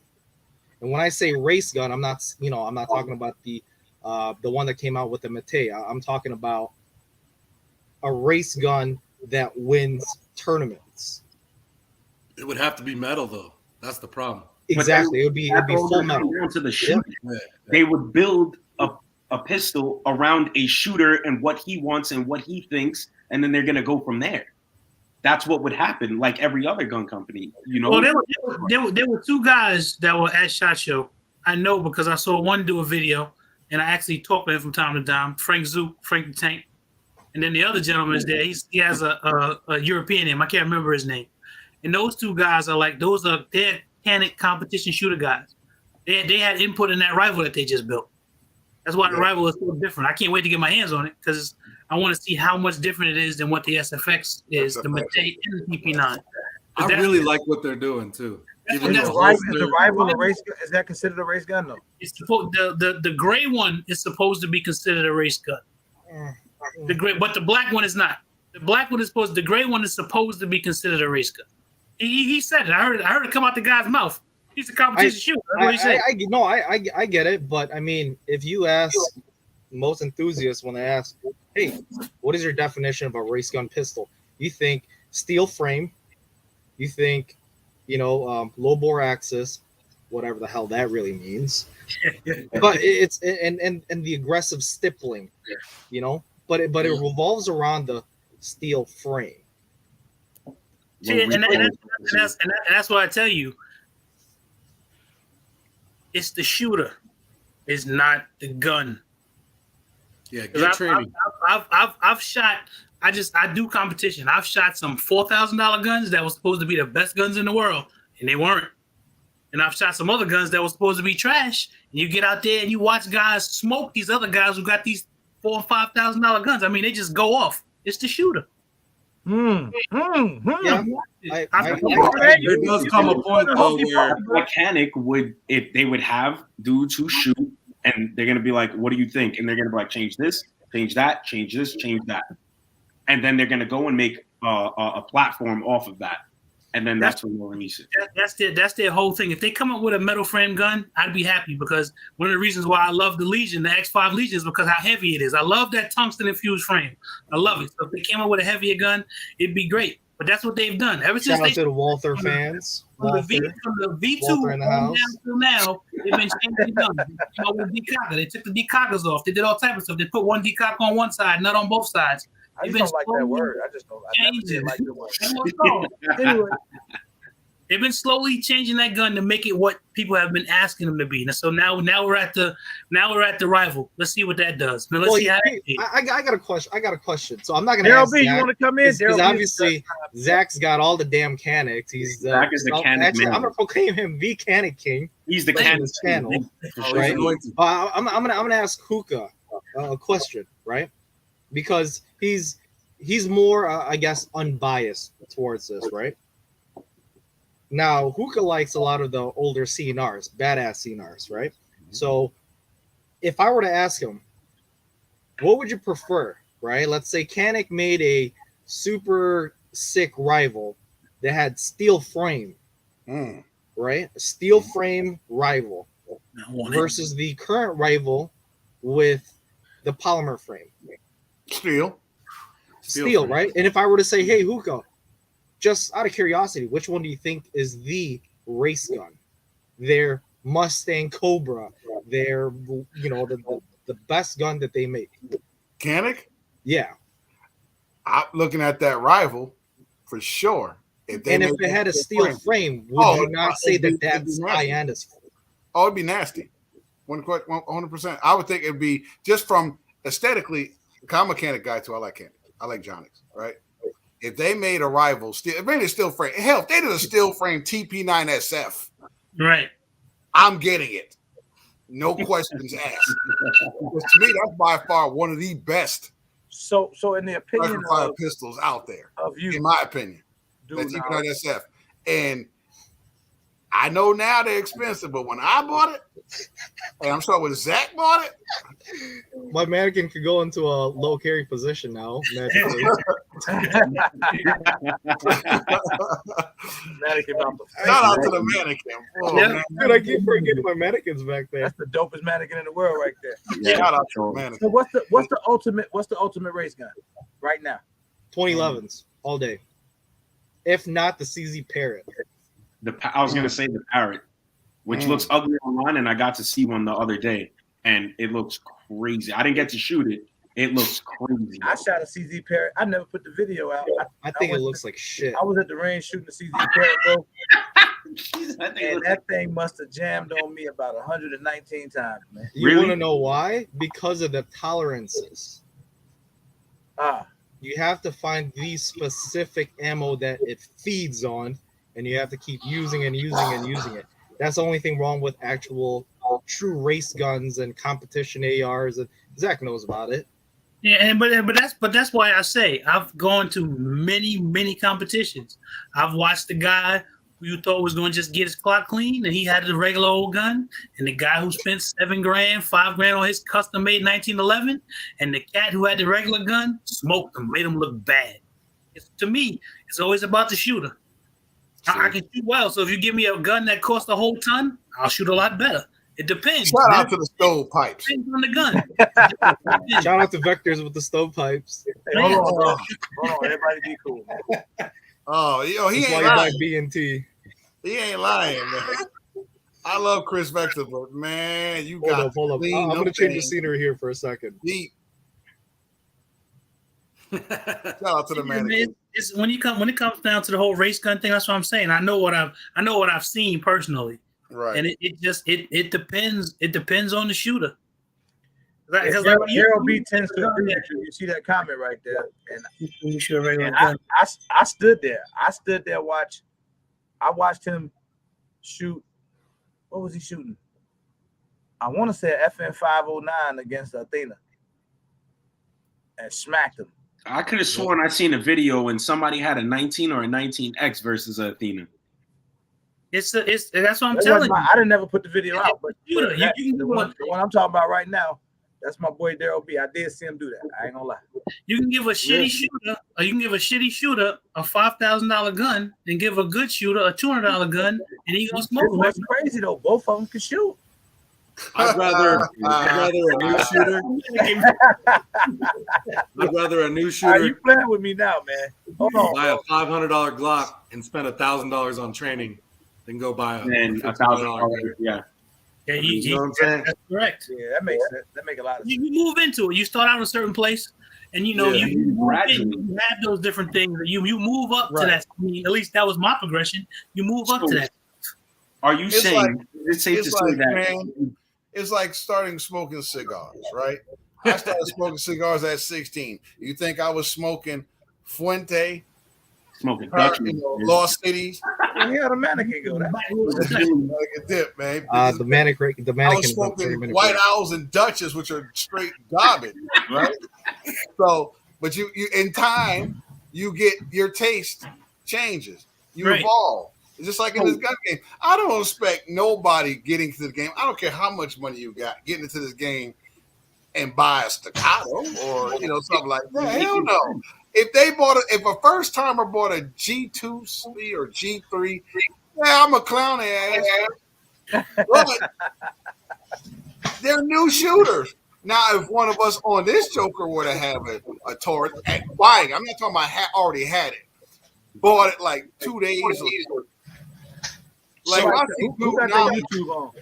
is it safe to say that? Is it safe to say, pretty much from what I'm hearing and what I'm picking up, is that if you've been into firearms for quite some time, you essentially elevate and you become a gun snob? Maybe no, that's not what you can evolve into a snob. You can, but that's what I'm hearing though, because you can evolve into a snob, but it depends on how you think about different things. Like I always say, the best gun is the one that goes boom every time you pull the trigger, even if it has a sucky trigger.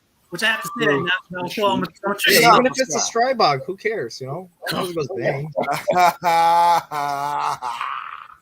Even with the baby. Some people. You're not going to play. I'm not smoking hookah right now. I'm sorry. I saw your question. Well, I gave it to the Strybog. You asked, you know, I told you I'd get a Strybog over a Vector. That's just what I would pick. I like the Strybog. I really do. I know I talk a lot of shit, but like, I like it. No, and you know, you put me on the B&T. I ain't gonna lie, I didn't know nothing about B&Ts until Big Fish started talking. I feel like you'll like the B&T, especially because you like the Strybog. They have very, very similar ergonomics, and let's be honest. For everyone that's shot, I'm gonna have a B&T before this year's over. Oh shit! And that's a regular gun guy. I will have one. Gun guy becoming a regular. It may be the GHM9, but I'm gonna have one. No, I'm trying to get the 45. The 45. I was gonna say, did you guys see the 45s that yeah, buy it quick. Yeah. Oh yeah? Yeah. Yeah. Well, I can't buy nothing quick. I gotta put it on layaway. That's the thing too. Like I listen to you guys talk about the Strybogs and you talk about the B&Ts and talk about the SIGs and other stuff. I'm a builder. I'll build something that'll outshoot your gun. I'll fit in my living room. Why you talking about that? I'm sure a lot of like home build. You're not gonna outshoot me. Not with I got offended. I got kind of offended. Okay, I was like, yeah, he just came at us like we. Like, I'm sure that's the thing, you know. I'll go get a crazy barrel. I'll go get a crazy bow carrier group. I'll go get a crazy trigger. I'll go get everything that I need, and then I'll take the range. And the only thing I will say is after 3,000 rounds and putting it through the ringer, through dust and mud and rain and stuff, give me a holler if it still runs. I'll build it that way, but that's what you do. Make sure you don't clean it, by the way. Make sure you don't clean it. Okay, you build it that way. You build it that see. I don't build it not to clean it. You got to clean the damn technology that way. They have technology. If you're out, you know, out in I guess the battlefield, right, which is like the B&T. It's made for military use, right? That's why they're so expensive. Sometimes you don't get a chance to sit down and clean it. Well, let me say this to you, just to be honest. When the next time you think you gonna see my ass rolling around in the sand or in the dirt, shooting in the fucking military situation? Hey man, you just keep throwing QB alley-oop, man. It happens. It could happen. Next thing you know, I see you with Grand Thumb decked out, full night vision and plate carrier. You guys are running. Bro, let me ask you, the mannequin, and the baby a question. Why is it that you keep dissing the Chris Vector? Look at the mannequin. Why is the mannequin moving? Anyway, the mannequin moving is throwing me off. I can't even talk. That is so weird. But why can't nobody explain to me? I probably had my Vector for a little over a year now. Right. And I've literally, and I mean this, never had an issue with it. Why is it? Did I get the only good Chris Vector ever made? No, you probably cheat your guns like princesses. I don't know what that means. You know, you shoot it, you clean it, and you lube it. What the fuck what are you supposed to do? Beat the shit out of it like they're intended to? No, that pretty white monster. Hell no. Why would I beat that up, bro? That's not every now and then, get a couple scratches on it. It happens. I spray paint my rifles and then I occasionally chuck it across the range. I got one of my ARs. I use a Sharpie. Like if I got a scratch, I'll put a Sharpie. Hey, wait. I know I asked everybody not to do this, but I got to do it right now. Hey, DB, I found I go with the nickel micro, a Scorpion Micro. There you go, brass order. Yeah, never clean them. Also press. Yeah, see, it's a good AR. Big Fish, when was the last time you cleaned your gun? Let's be honest. Never, because it's a B&T. I haven't even cleaned the B&Ts yet. See, there you go. Hookah, when was the last time you cleaned your SKS? Never. The ARs, I lube up. I've never cleaned my SKSs. And that's what I'm saying. Like, you know what I do with my ARs? I shoot some Hops Gun Medic in the BCG and keep it moving. I don't take them out in white glove, clean them in door. I don't do all that. I don't even remember the last time I lubed up any of my ARs. But that's what I do. I understand the way that gun loves to run wet. That's what it likes. That's what I do. It loves to be wet. Yeah. I clean my gun. But I mean, that's the thing. Going back to why certain guns are more expensive, it's because the materials and the tolerances. You pay for that. You pay for that up front, so that later on, when you actually have to use it, or you go to a $500 class, your gun's not going click. Oh shit! What's going on with my gun? I've seen that, but that's the thing. I've been in those classes and seen those $1,000 guns, and I'm standing there with my budget shit. My shit ran all fucking day, and theirs didn't. Well, then you gotta tell them to listen. You need to take your gun, throw it away, go to the gun store, buy another one. So here's what we're saying right now. Now we about to get to the nitty gritty, because I got a couple snobs in here they're gonna be all over me if I get this wrong. So what I'm hearing here is, let's go back to the B&T and the stripe bar. God damn it! I thought we were over this. No. Where's just that? I gotta do this. This is important. I gotta do this. So y'all telling me that if me, Big Fish, Dude Knowledge, we all go out to the range. They got B&Ts. I got a stripe bar. You'd get rocked. 1,000 rounds of 9mm. We shoot the gun. Shooting at target. We shoot steel. We doing whatever we do. 1,000. Sounds like a Nashville challenge to me. So hold on. Say that. Fair to say, because I believe this. Just tired. Fair to say that these guns are going to run. The mannequin moved again. So fair to say these guns are going to run. I know my strike bar is going to run. I have no doubt in my mind it's going to run. We know the B&T is going to run because they run fast.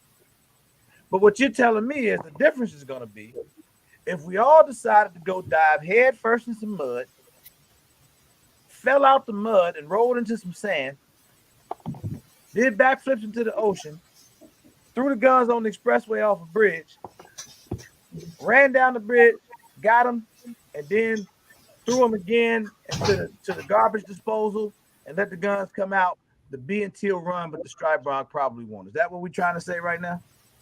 In other words, the only way we can get a fair comparison is if we really beat the guns up, is where you're going to say, the mannequin hold a baby too? So, yeah, babysitter. You got a dope mannequin, bro. I need one of those. High class. So all I'm saying is this, man. In most people's real world lives, we never gonna really have to shoot a gun with some mud in it. Never. Even if we had to defend ourselves. You never know, though. You never know, but I'm saying for the most part, man, we'll never see that. We'll never see the time where we're gonna be laid out in the mud and having to go shoot a gun. I mean, it's not even just about that, though. I think we're like kind of missing the point here. It's not just about throwing it in the mud, blah blah blah, doing all this, doing all that. It's about barrel life too. Barrel life plays a big role. You know, it plays a big role into this. If you look at Knights Armament barrels and HK barrels, et cetera, what is their barrel life? We're talking for combat accuracy. We're talking 40,000 rounds, 50,000 rounds. Yep. Are we seeing this? Or we just hearing what they're telling us? No, that's when they do military testings, they actually go through and test out when they fail, and they have certain parameters to what could fail within a certain rounds. Like example, one of the parameters is like the ejectors, right, or extractors. I'm sorry. It could only fail between this and this many rounds. It fails before that, then it's no good. Was the Strybog submitted in the Army PDW with the BNT? Do you know? Nope, it's not. I know the SIG was. The SIG was. The Strybog was not. The Strybog was the for civilians. Okay. I thought the Slovakian army used it or some bullshit though. A very different variation. Okay. It's kind of like the MR556 and the 416. I got you. You know what I mean? Yeah. But I told y'all what my girl over at Global Ordnance said when talking about the Strybog and the B&T, and she didn't and she didn't get into which one, like what was better. Like the B&T guy was like, you know what, take the strike box, put it in your toilet, boo boo on it. But she didn't do none of that. She was just like, I don't get into those conversations. Do you know how many strike bars we sold this year? Now That's go their ask, goal, though. go ask them that. That's what I was telling you earlier. That's their goal, is to sell as many as they can. B&T don't give a fuck. Whoever can afford it, get one. We're gonna make the best pistol caliber carbine there is. Whoever can get it, get it. But here's the thing: we still are going off of, to me, what I like to call these mythical things about. Well, let me ask you a question. B&T, everyone here has ARs. Run 277,000 rounds with no failure ever, and ain't now one of us gonna ever put 277. I have 20,000 plus rounds through my Knight's Armament. What is that? My AR, my Knight's Armament. I've got about 20,000 rounds through it. That's the one you're selling? What's that? That's the one. No, that was the SR16. I already sold that one. But the CQB one, the 11.5. So my question is, how many people in the chat or in here right now has gotten to the point where they could actually say, yeah, you know what? I've shot about 20,000 rounds through this rifle in this configuration with no problems. Right. I've had the only failures I've had was because of ammo. Those are the only known. Oh, I'm sorry, magazines too, because Lancer mags kind of suck dick, but whatever. Oh no! Oh man, that was terrible. Yeah. Thank you, Big Tap. But other than that, I haven't really had any issues with the Knight's Armament. Here's the thing, though: like, get what you can afford. Like, nobody's gonna shit on you if what you can afford is what it is. You know what I mean? Like, it's when you got the money and you're still like, I'm gonna buy this because it's cheaper. That's when it's like, come on, bro. MPXK sit on this list? That's a good question. I've shot an MPXK. C-Man's my guy. He said he owns an SR15 and a 25. Holla. Damn. Oh yeah, he's got mad HKs too. He's another snob. Huh?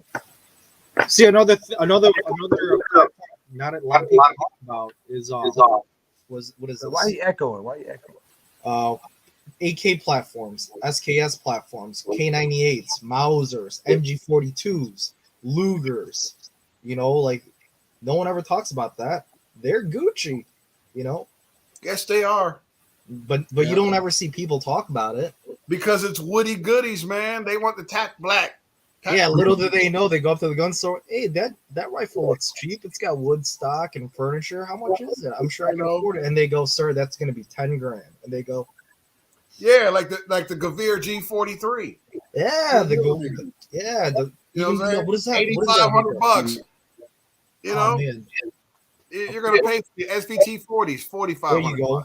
The Sturm Guears, whatever, the STB 44s and stuff. Yeah. Pistol caliber carbine. Okay. Foxtrot. Snob or no. Grease gun. Budget. Never shot it. Okay, I said snob or budget. Okay, he said hands down. Okay. I'm gonna say thumbs up because I know you hate this. They make a good gun. Price, you're getting decent shit. Ruger PC. Ruger. Which one am I thinking about? The 9 carbine. The Ruger PCC. PC Charger. How the hell can I not remember that? Ruger PC Charger. It's a Ruger. Thumbs Glock up. Mags. I like Glock them. mags, right? It takes Glock and Ruger mags. Glock mag. Ruger at all, man. I'm trying to see, but snob or not snob? Snobby or not snob? Oh, okay. PC Charger, is it snob or no? It's not a snob. No, it's not. It's not a snob gun. It's a good gun. It's a Are good gun. you guys familiar with the Brigade, the BM9? Yes. Yeah. Snob or no snob, good or bad? No. Oh, yeah. Now, I like my BM9, but why do you give it a thumbs down? Does the You don't even know why. It don't cost enough, right? Okay. It's under $1,000, my man. That's about a $700 gun. So let's keep going. CZ Scorpion. I like them. Oh, we can. I like them. Now, there's a couple variants to the Scorpion, right? So you got the. It's not a snob gun, but I like them. Okay. It is nice. All across the board. Scorpion. Okay. Damn, Never it's heard all feelings. across the board. Why is that? Because, I mean, ew, it's a CZ Scorpion. Come on, man. There's no real reason. BCM is a great platform. I That's want all to say gotta something though. This whole pistol caliber carbine craze was kicked off because of the Scorpion. What Steven said, Yeah, I'm still. I don't still know. I sort of thought the PC Charger. crazy Though, about it. Nah, the Scorpion came out and everyone started buying them. And then They were like everybody $600. no, They were the Ruger PC carbine was first. Well, the High Point The technically. full Or the length. Deltec. Yeah. The Caltech, Or the Sub 2000. the Sub 2000. Yeah, we could probably go Win with model, full that's length because you BMW have an arrows, AK. man. AK's always run, man. Yeah. No one can ever talk shit about an AK. Who gives a hell who makes it? That's true. It's like the best shit hits a fan gun. AK? In my opinion. Yeah, oh yeah, anything like anything. I just with don't like an the AK reach action. around. The reach around shit. In my opinion, the best shit hits a fan gun is anything with an AK action. I'm not, I don't have those issues. SKSs, etc., etc. It's The that wheels. simple blowback system, man. You can't beat that. Can't beat it. Nope. Piston. I mean, it's because the tolerances are so sloppy that it just allows it to just shoot however and whenever, which is awesome. That's what you need. Okay. So I was going up the list. So I got the Scorpion. You said thumbs down. Fish said I like them. We say they not snob guns, right? Ramsey J say the Pac 9. That should have been at the top of the list. What do y'all think about Pac 9s? I like them. I think they're cool. What? I think like they're cool. Okay. So I I think think they look you cool. like the PSA. What is it? The AKV 9. AKV. I think they look cool. Hey, what magazines does it take? Glock. Scorpion. Yeah, I was like, the Pac 9 takes proprietary mags, don't they? No, the PSA John. The PSA John. Oh, I think Yeah. they look cool. The PSA one takes Scorpion mags, yeah. I've never shot either of them. I think it looks cool. All right. That's just me. So here, hold on. I'm getting. I see guns and butt in here. What up, dog? So look, I'm working my way up. So now let's go to Chris Vectors. I already know how you feel about it. Do all of y'all feel the same way? Is it select fire? Chris Is it, Vectors trash? I like the Vector. I like the Chris Vector. is it a That's a select snob fire gun. vector? Because the select Chris- fire that's my next military issued Chris Vectors are awesome. The Okay. civilian ones, So Chris Vector, snob or no? Snob. Not nah, snob. garbage. You say Long snob. in not recycling It's bin. a snob gun. Recycling bin. It might be a snob gun. Recycling bin. It might be a snob gun. Unless it's a 45. 45s I really like. I'm not gonna lie. Now we gonna change keep my, working my, our my way. answer Y'all a little said the bit. Scorpions are trash. What The about Scorpion is trash. the MPXs? Somebody Snob talked gun. about them earlier. What about MPX? I shot a full auto. It was fun. MPXs. It's like, I'd say it's high Okay. tier, like bottom level high tier. Yeah. Snob gun. Bottom level, high tier, snob or no snob? Yep. Snob.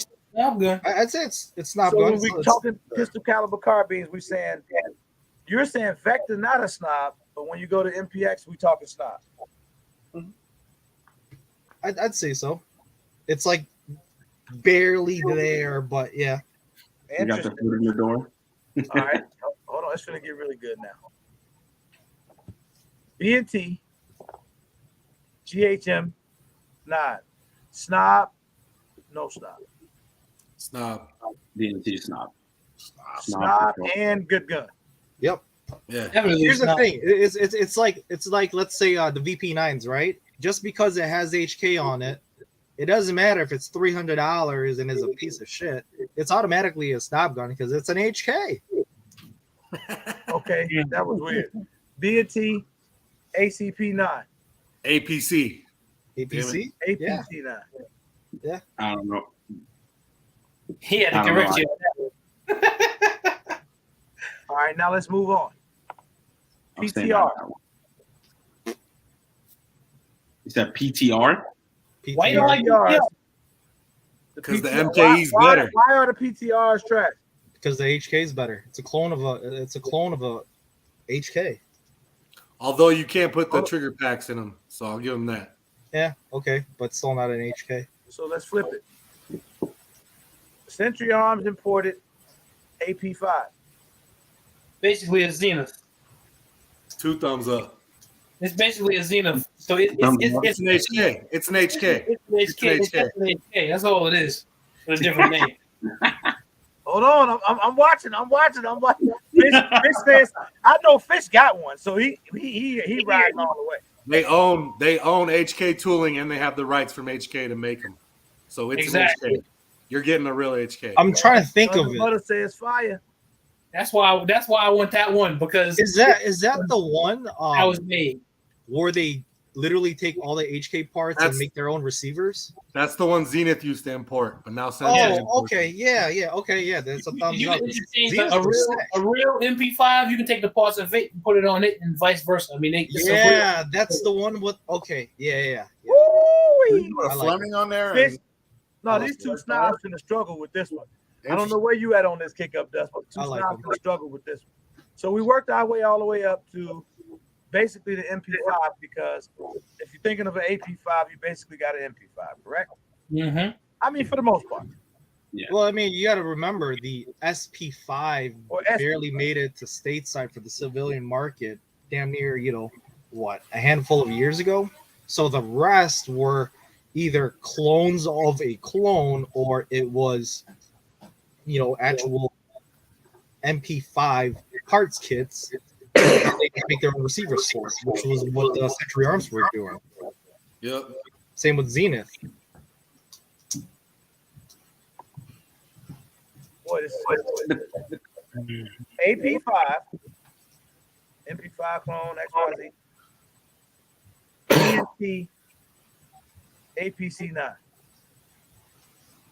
I got that AP5. APC9. APC's way more. Yeah. Way better. Like, is it better because of the price? It's not a shop shooting, but the fit and finish and all that shit is better. Tolerances. Wait. I promise you.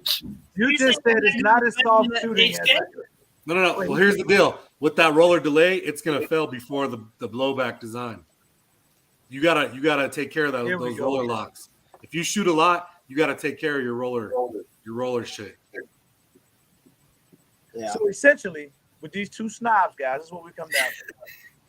Yeah. No gun on planet Earth in the carbine world of guns.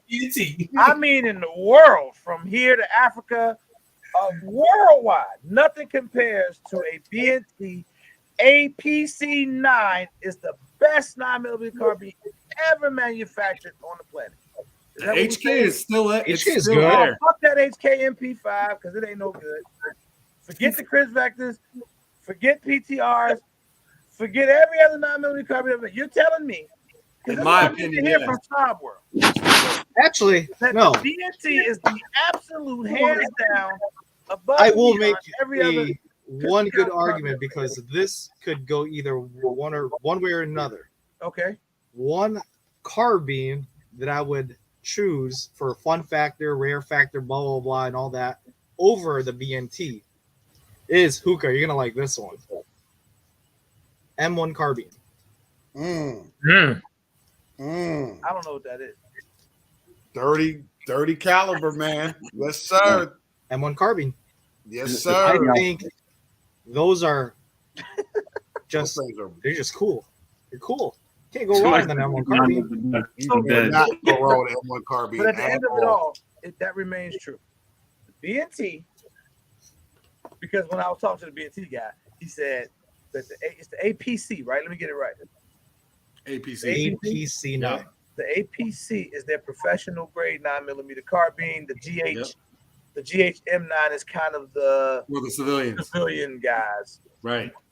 But they both have the same technology, direct blowback with a some type of hydraulic buffer, in there. Yep. It's not roller delayed. It's Yeah. direct back with a hydraulic buffer. Okay. Fair to say that because Big Fish just said it himself. Not as smooth shooting as say a AP5. Nothing's gonna touch better, me. it's better fit and finish. Right. Okay. Fair enough. Which gun is the gun that has the cricket or something on the inside that so it can eat up the scorpion? That's the GHM9. GHM9. That's badass alone. When you told me that, I was like, Chris "Man, you want Stevens that said, just M1 because of carbon's that." hot. So they made that gun to poo-poo on the scorpion. Here's the deal with the AP5. Yeah, the Black MP5. Poindexter. I'm telling y'all, M1 carbine. It was made in 1960, so you're going on 1960s technology. You know what I'm saying? That roller delayed, you can't beat it for suppress use, for the smooth shooting. But Yeah, the but roller, Big the Fish. roller lock does fail. Like you're gonna have to service that Hey, way yo, before cousin. you have to Cousin service Big the Fish. AP2. Tried and Big Fish. true. How many world wars has the BNT won? Yeah, it's true. What about Zero. the M1 carbine? Well, then the Tommy gun. Tommy gun too. Tommy What gun was about- in that. It's not a carbine. Not. Hey It guys, is. listen. I don't know. Hey, look, a lot of people stayed in here tonight to enjoy this, even though at least it had to be at least 37 minutes of this conversation that The nobody. M1 carbine I am going to have. Technical. It got real technical, and there's a lot of hard points where I'm just like, ooh. I gotta get that paratrooper So with I'm that. getting. I said I'm going to get a BNT this year. The reason I'm getting a BNT is it came from my conversation with BNT. If I had to go to the store to buy it and pay full price for it, there's no way in the hell I would ever get it. But I will get one this year because they want to show me that I should have one. So is it They're gonna safe make you a to believer. assume? Is it safe to assume that if you could choose one gun between the BNT and the Strybog, you choose the BNT? I don't have a BNT yet. Okay. If That's someone fair. put two on a table right now, was like, pick one, it's yours. That's crazy. It's crazy, isn't it? It's crazy, right? It's crazy. I love my Strybog. That's all. I mean, And I can't wait to get the new Strybog SP9A3S. The little K short- version? That little thing is nasty. Man, look, someone talk about the M1. Tell you right now, that you get one of those, you get you a good CNR M1 carbine. It'll Tag be like on the break blood. it out. That's a BNT.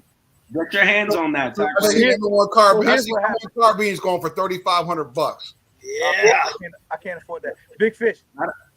You That's good. You said it too. You said BNT don't give a damn if we get their guns or not. Exactly. Now, let me tell you about my personal experience. BNT booth, Global Ordnance booth with the Strybog. Now, the guys at BNT were super nice. I ain't gonna front. I'd be capping if I said they wasn't. And they was looking out for me, put me onto a lot of stuff, the affiliate program, all of that, right? It was cool. We had a really good conversation. But it was nothing like the experience at Global. Right. Because I felt like they treated me more like they wanted me to be a part of what they had going on, as opposed to we don't give a damn what you got, you know, what you do or how you feel or whatever. Like they were pretty passionate about, you know, making you feel the right way. Were you or were you not at SHOT Show? You were at They're SHOT Show, right? Service. Yeah, I was at SHOT Show. Those are salesmen. There you go. Big this- Fish this just is- said. Those are It was salesmen. different, bro. Like Just It like was the Sky dude talking that crazy shit. Like, Yep. nah, you're gonna see though, because my experience at BNT and at Global Ordnance with the Did you Strybog- stop by the Did you was stop by the different. Knights Armament booth? Nope. You didn't stop by? Okay, because they would have given you the same exact spiel. They'll tell you, we really care about you. We want you to buy your stuff. But really, They're not selling what they're you the- saying- SHOT Show is not that. But- They're not but selling. what they're really saying is, listen, our back order list is like 6 years. We don't give a shit about one rifle from you because we have the military contracts. Yep. RGT. And then- Go to when they HK, get they won't home- even talk to you. Yeah, and then when they get home, they go, "Where's my butler? Cut my cigar, please." Hell yeah, coming out. That's Yeah, a but snob. that'll also turn people away, though. You guys got to understand that too. That'll turn somebody away. That level of snob will turn somebody away. Yeah. You know what I'm saying? Because And they you don't. know, like people like me, I don't have like I'm not a huge influencer, but imagine if I was like, if you was a big huge influencer. Yes, you are. I beg to differ. I No, I'm beg to saying, differ. if you got are- if you a big, 130 huge people influencer- watching you right now with like damn near 9,000 subscribers, that's plenty. You are That's big plenty of influencer, pull, bro. dude. That's plenty of No, pull. what I'm saying is, imagine those guys that may have 1 million subscribers and they got a lot going on, and if a company treat them weird and they say it publicly, and they Right. find out about that, could really affect the company. I'm saying, what would you rather have? Someone who treated you nice and sold you a lemon ass car, or the dude who didn't give a fuck, but you buying a car that's gonna last 30 years? I think y'all got it a little twisted. But let me answer this dude question first. Silverback, yes, it's I have it. wait, 2A and LA in here too, but Silverback, yeah, I went to the Maxim Defense booth and they got a dope ass gun coming out. They got a super dope gun coming out. Now, 2A and LA was with me. We went to a couple booths together, man. I got a chance to meet the brother, super dope brother, man. So what's up to you, bro? Guns and Butter was in here, man. Guns and Butter showed me the ropes. I already told y'all that, but I already told them thank you. So that's neither here nor there. When you at SHOT Show, bro, it's not so much about, it's really more about networking, right? The manufacturers are there. There's a lot of vendors there, gun store owners. It's not so much like you at a gun show where you're there to buy a gun, right? That wasn't the case. So again, the B&T people was dope, but it was just a different feeling, a little bit more loose, a little bit more comfortable at the Global Ordnance. At the Global Ordnance. Booth. That's all I'm saying. Like, both companies are dope, but I was just a little bit more comfortable there. So I hear what you guys are saying on both I ends. think you Here's did the more research thing with B&T too. They've No, been he making parts. actually, man, listen, B&T is dope, man. I learned a lot of that, bro. I learned a lot of what their history. Yeah. What They made parts for like HK, Beretta, FN. basically all them companies. I mean, Suppressors, listening to them, shit, military an MP5 contract. is made by B&T. Yeah. I mean, pretty much. I mean, that's almost what he said. Like, and I'm paraphrasing. He didn't say that, but Right. a lot of the parts, a lot of the OEM parts, and the MP5 was made by B&T. I never knew that. And that's what ends up happening. If I'm a company, this is what's happening all over the place. If I'm a company and I'm making all the internal high-end parts for HK, if I can find somebody that has a good design and give me a good R&D team, I'll make my own damn gun. The gun snob. So there goes the gun snob. I don't know Yo, that. we need you to come in the chat. Are you the gun? Are you the gun snob? Yeah, come in, gun snob. Come in, gun snob. Joe, I I think- haven't looked at civilian I marks. think with anything I gotta go high on end, that. as far as like high end guns go, it goes the same with any designer shoes or bags and stuff like that. It becomes one of those, if you know, you know. They don't really have to go out there and tell you why this is better. It becomes, well, if you know about it, then you know why you're buying it and why it costs. Hey, that's what the $2,000. dude told me. He was like, if I was like, what would make me want to pay the difference between the strike bog, pay the difference that a B&T costs of a strike bog? He was like, well, if you don't know the difference, then it's probably not even worth me telling it to you. Exactly. Damn, motherfucker. But anyway, now we done said a whole lot tonight, which is great on this whole gun snob conversation.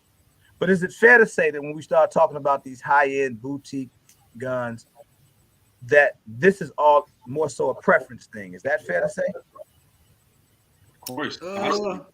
It would make no sense for it not to be. It has to be a preference What I'm thing. saying, it's a preference thing. Like if I say, I don't need to have a B&T to have a quality 9mm carbine or a quality PCC. It doesn't have to be a B&T to have a quality one. I mean, that's. Yeah. I'm talking for the. I get what you're saying. people that- Normal people. For the I people think who it risk their life on it every day, though, Yeah. they're looking at it like, what's $1,000 to me getting home to my kids? Different life applications, No matter really. what. You know what I Just mean? Like, different life No, I get it. applications. So you're saying that I don't want to say nothing I own. So you saying that a Foxtrot 9, a Pac 9, or a PC Charger, or Sub 2000, or some of these 9mm carbines, I'm sure a lot of people out here own. Okay. You can't trust that to get you home? Lord have mercy. The whole chat just got quiet. You can like throw your gun. Anybody that own any gun I just named, get rid of it. What I would say about that is do your due diligence. You know what I mean? Especially if it comes down to trusting your life with it, especially if you're a cop. I'm pretty sure we have some, Leo guys in here. Hell, even ex-military guys. Do your own diligence and see why it won't. Put 300 rounds through, 400 rounds through it, and see if it will function. If it doesn't function, then it's probably not worth having to carry when you need it. It goes back to the very basics of it. When I pull the trigger, does the damn thing go bang? It goes all the way back. It always ends up right there. Yeah. My strap box been banging. That's my opinion about it. Rounds, and I put 2 full magazines of P through the strike bar with no problem. Then hey, by all means, if it works for you, y'all told me it won't get me home. All right, I got a question. What about the ammo situation, right? For the ammo stuff, are you guys into running different kinds of ammo, cheap and expensive, to see if your firearm is going to cycle it? Absolutely. Run what you're going to carry. Yeah. Question. I just wanted to see where everybody was at with it. Because there are people like, oh, I don't run steel case, so I won't run aluminum. I only run brass or high brass or whatever the case is. So, don't worry, guys. Y'all know me. We just did this gun snob edition. I thought it was very interesting. It was a few moments in here where I got really mad, but I didn't show it. But here's what I'm gonna say. When the clown just strike by. It was no, but look, we gonna give. I want to see the other side of the spectrum, though. Yes. I want to hear from the people that totally disagree with these guys. I want to hear from the guy that says, look, run up on me if you want to. I got this G2C on me and I tear that ass up. I run a high point. If it runs and goes bang, I'll run a high point for classes. It comes with a good holster. Bang. I got a Sky. Bricks. See, but you know what it all boils down to? Because if you go get someone, if you go get someone where it all boils down to also in terms of experience and longevity and how long you've been getting guns. Because if I'm a guy who I've been buying guns for 17 years and you a guy who's been buying guns for 2, I have a lot more experience behind triggers and a lot more experience with firearms than you do. Right. You can tell me all you want about your G3C or whatever, and I'm gonna look at you and say, oh yeah, it's a good gun, it goes bang, but I'm gonna show you this that I know is better. It all depends. So you have to have the people have to be on the same. I don't see how that brother do it, how he does it. How that dude do on the TikTok. It's all perspective. You're gonna gain more perspective. Right. The longer and more time you put in. How many rounds? All right. By a show of comments in the chat, how often do you guys go to the range to shoot your firearm? I am at the range less than once a week or more than once a week? I'm at the range every weekend. Red Phoenix, what up? Yeah, I'm only at once now. It used to be 4 days a week before the plague. Yeah, I was going a lot. Now I go once a week. The High Point has more bodies in Chicago by I try to go to the range at least once a week. I bought a High Point because everybody felt so bad about it. That's why I bought one, and I shot it. And I literally had 600 rounds through it, and it never had a problem. That's why I bought one. Cabela's had them for $99 at the time, so I went over there and got one, and just shot the hell out of it. I don't really have a High Point, by the way. I'm just trying to see how often people you have to make that confession. I do like the one that says Yeet Cannon. I get that because it says Yeet Cannon on it, but I'm not a huge fan of it. Now, approximately how many rounds are you guys running through your guns if you go to the range at least once a week? Depending on which guns I bring. How many rounds do I have? Anything not outside of 22. per class. Yeah, like I said, because I'm not running hundreds of 500 Nitro Express Me or and Tacky, Beowulf me and or rifle, probably another. you know, if I'm doing like two, Armel said he go to the range at least once a week, and you run 1,000 rounds a week. Nice. I believe it. I believe it. I was just talking to my mannequin. For classes, each You need class 2,000. would be what 300 to 400 rounds pistol, That's another classes, 300 we're rounds. we're talking about regular people. You know what I'm saying? What classes you teaching out there? I don't teach. I just take them, like CQB classes, carbine 1, carbine 2, low light operator, stuff like that. I mean, it's just fun, you know. Bro, sign me up, man. Sign me up next Tuesday. Telling you. Shout out to He's gonna Infinity hit him with Solutions in Indiana and Frontside Solutions in Hinckley. Look them up. It's badass. It's fun. It will teach you a lot more about your gun than you will ever know going to the range and just shooting. When I was going to the range like that old times a week, I wasn't shooting 1,000 rounds a week. I wasn't doing that. I wouldn't say 1,000, but me and Tack Life J, were just at the range Saturday. I showed up with a case of 223 and like 400 rounds of 400 or 500 rounds of 9, and he showed up with a case of ammo as well. We were in the range for hours. You know, yeah, I used to do that. I don't do that no more. Yeah, I used to dump like crazy back. I don't do that no more. No, I'm a little more, you know, I'm a little. Let me ask more, RGG a question. RGG, do you find yourself shooting more and more now that you getting more and more into guns and stuff and like doing the channel?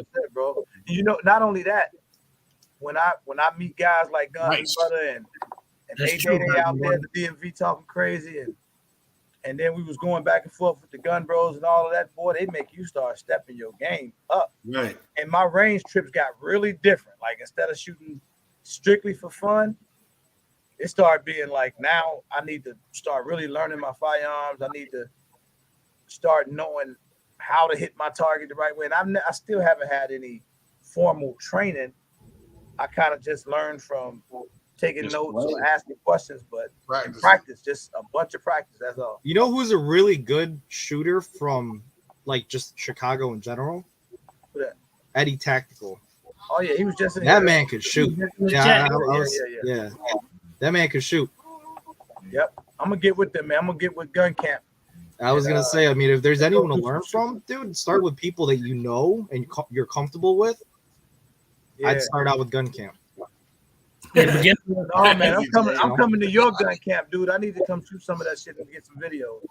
Dude, I love your channel, RGG. It's like we're watching a gun snob get born. Shut up. You stepping up everywhere. What people don't understand too is like you got to give props to the big boy guy when it comes down to shooting and whatnot. Yeah, big time. Yeah. Shout out to Hookah. Shout out to Hookah. They just all the big boy guys. Hookah is like an undercover gun snob. People don't even realize it. Snob. I've been teeter tottering for a minute on Hookah being a gun snob, but not, man. I try to lean toward not, but it's kind of hard because he got like sometimes you'll be talking and Hookah just sounds so humble. He'd be like, "Oh no, man, get what you can, shoot what you can. If you can afford it, you go for it." And then the next line, Hookah be like, "Ain't none of y'all fucking with this. I got this 500." Yeah. A lot of people ain't fucking with. I see, here's a joint right here. You know who I love messing with the most, truth be told? I love messing with the guys, the real tactical guys that they can shoot everybody underneath on the table and stuff. Yeah. I said, yeah, you're great with that Glock 19. You're awesome with that 5.56 AR, maybe even 6.5 Grendel. I even go as far as say 6.5 Creedmoor. But if I put you on this 500 Automax, if I put you on a 500 Smith & Wesson or 454 Casull, if I go ahead and give you this 458 Winchester Magnum pistol, will you be able to function the same way? No, I feel like that was a poem. I feel like that was a poem. Man, I feel attacked. I feel attacked. I had 3 dudes, right? Oh, they straight up shooters. None of them jokers wanted any smoke with that 458 Winchester Encore. No smoke. You know who probably got won't it? shoot A female, her second time at the range, took all the smoke. None of them jokes, they're all scared. You I'll couldn't pay break me to the shoot wrist. that. I'm good. Show I'm me good. what you got with the big Break boy. my wrist, Hugo. Wait till we get to that. Yeah, I ain't never met a gun I was scared of. You got scared. Don't be scared. Don't be scared.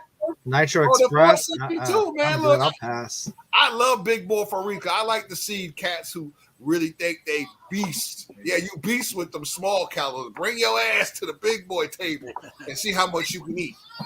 Nah, I'm good. I'll pass. I'll tell you right now, you don't have no more nerve endings here. No. Nerve endings will be gone when I get done with you. I mean, I'm not gonna lie. Full disclosure, revolvers scare the shit out of me. Oh, don't be scared. No, I just don't know. They just do. Oh, I can shoot with those Yeah. guns, man. Just Bro, tuck your your man thumb. is I'm a Glock boy. I can shoot with those guns. 44 Magnum. 44 Magnum is like that's it. That's like Oh, you gotta all go. right, I don't trust this. 454 Consul, man. You gotta do it, man. At least Yeah. one. You guys Is are the nuts. mannequin- Is the You guys mannequin are black? nuts. That's what I was asking. Is that the mannequin black? Is the mannequin a black dude? You got a black mannequin? Was the mannequin? talking Is the about? mannequin a black dude? That's No. Asian, bro. The Asian brother back there. Bro, he got slanted eyes like me. What are you talking about? Boy, he dark skinned. He dark as hell. Tiger What's up, Woods. Tiger Oh, the way the Woods. camera Man, I'm going bad, man. Nah, man, this was love, though. I appreciate No, this is y'all. cool stuff, man. Snob stuff, man. I love. Look, at the end of the day, it's about the guns. If you go into the range and you shoot, I don't care if you June, shoot what what up? you shoot. If you are going to the range and you get some time in, even for the new shooters especially, if you are getting over that fear, Yep. and you're going to the range and learning, I don't care what you shoot. Yeah, for I real. mean, but if you get too confident, I'm gonna bring you back down real quick. I'm gonna put a 500 in your hand. You Because I don't even get that rite of passage. It's not even about the fear. It's about learning to respect what it is you got in your hand. And there's that. That's it. And understand it, because a lot of people simply just don't understand firearms. They base it off what they see on TV. Mhm.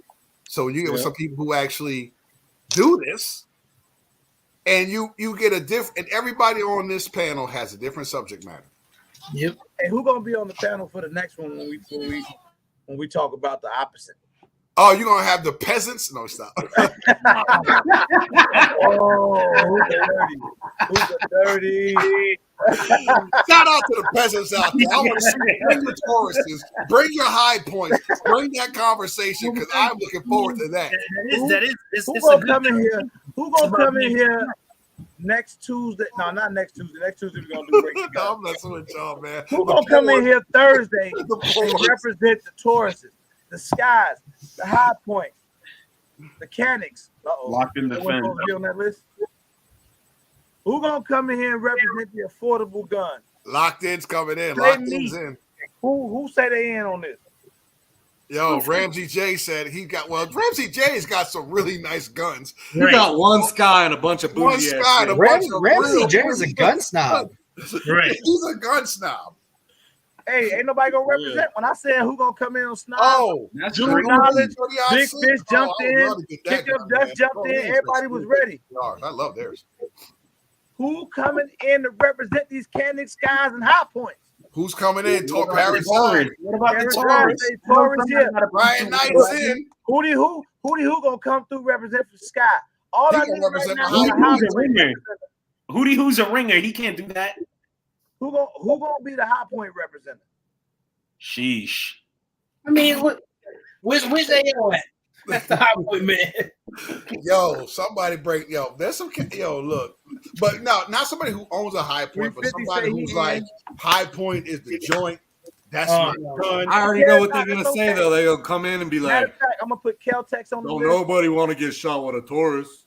Kel-Tex. Nobody. I don't want to get shot with any gun. That's I my wanna favorite. get shot with anything. Exactly. That's what they're gonna say. Yeah, I don't want to get shot by a Daisy Red Rider. What do you say? There's going to represent Taurus. I take all of these conversations with a grain of salt because I know in my young life, that same High Point y'all saw me shooting that video, definitely worked for me in the real world. Yep. So I'm gonna tell y'all something. So anybody know me personally, they know my story. But that was that same exact high point. So at the end of the day, man, you got to use what you have to protect yourself in a situation where you feel like you're in danger. And for the most part, this is my personal belief. Most guns are reliable, especially as long as you take care of them. That's true. My first gun was a Burst of Thunder 380 I got for like 140. Yo, that was my first gun. And I had that shit for like 5 years. That's how you know you was a hood booger. Hey. Shout out to Camden, New Jersey. Shout out to Camden. Don't feel bad. BP say Raven 25. Right, kick up dust. They got one of them little 25s, little hood Yeah, special. the Raven 25. Don't feel bad. I'm right with you. Hey, y'all make sure y'all say what's up to these guys because they probably won't show up Thursday when we talk about budget firearms. Shout out to everybody who had pistols with the electric tape on the handle. But what's crazy is that like everybody's being afraid about the budget firearms, but everybody on this panel right now has owned or still owns a budget. I still own a couple of them. Like, of course. Big Dude, Fish I don't just, own I just, nothing let me tell you this much. Don't neither one of them own nothing budget, man. Neither one. I just bought got two Kel-Tecs. single six. Not single six. I got which one? 22. You got a P50. We're gonna talk about that. Yeah. You got one. What you got? Kimber budget gun? No. Yeah. Kimber. You can't even find a budget. I feel like that's on the fence too. Budget gun. All right, dude. Now, what's the cheapest gun you own? I'm trying to think right now. Lord have mercy. Right. Oh, I actually the best gun ever made. Life card. Look it up. No. 22 Magnum. That, Yep, the one that Little folds. card. It looks like a little credit card. 22 Magnum. Oh yeah. 22s, 22s, Forget about that 22s. little credit card gun. What's the cheapest gun you own outside of that credit card gun? Ruger 1022. Everybody got a damn Ruger 1022. It's probably the most fun.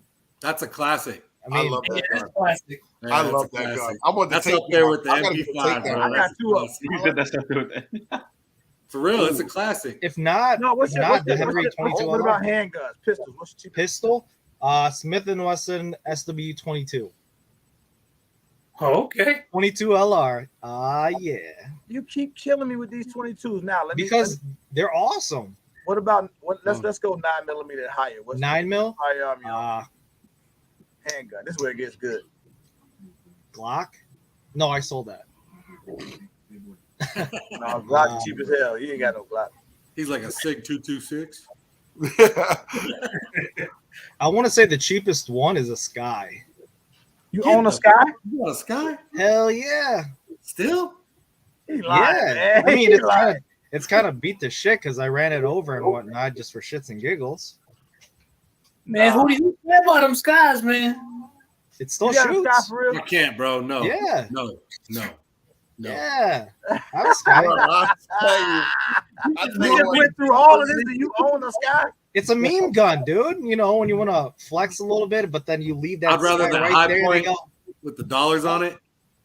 no, mine is Oh, actually that's the fire, though. silver and, I'll and tell you blue what, one. man. Look, who got? Yeah, you got a Sky. Don't Shout out nobody to the Sky want to owners, believe man. you got a Sky. I'll tell you the cheapest gun I got, and that thing is just trash. But it's fun. It's reasonable, but it's not really that great. Uh-oh. Is the Ruger 770 308? That thing is absolutely. Yes. That thing is so trash. I got that thing for $125 from Walmart. Oh, that thing is hard. Action. Oh, yeah. Real gritty. Bolt action? Yeah, it's bolt action. Horrible. Going to Walmart, buying some garlic, hop in the sports section. I like Skies. I miss those days. I can get up in the morning, get ready to go to the range, and go to stop at Walmart first and buy all the ammo I want. I miss those days, man. Gotta send me that new one, that CPX3. I like Man, Skies. those Rollback days. I never even shot a Sky. Just because y'all keep saying they're horrible, I'm gonna have to buy one. Because you keep saying it's so bad. Well, they Sky. now that's something else I'm doing this year, but primarily for YouTube. I want to test a lot of budget guns. But one, because they're not too hard to buy. 10 out of 10 would not recommend. What? A Saturday night special live. A live where everybody got Saturday night special. Saturday. You know what's really fun though? Like what Big Fish was saying. It's fun to it's nice and fun to see all these people evolving into the higher echelon of gun enthusiasm. No, what you're doing is helping people get their lights turned off. That's what you and Big Fish doing. Hear me out. Instead of buying 4 guns, save and buy that one. There you go. Big Fish, You know that don't work. That don't work.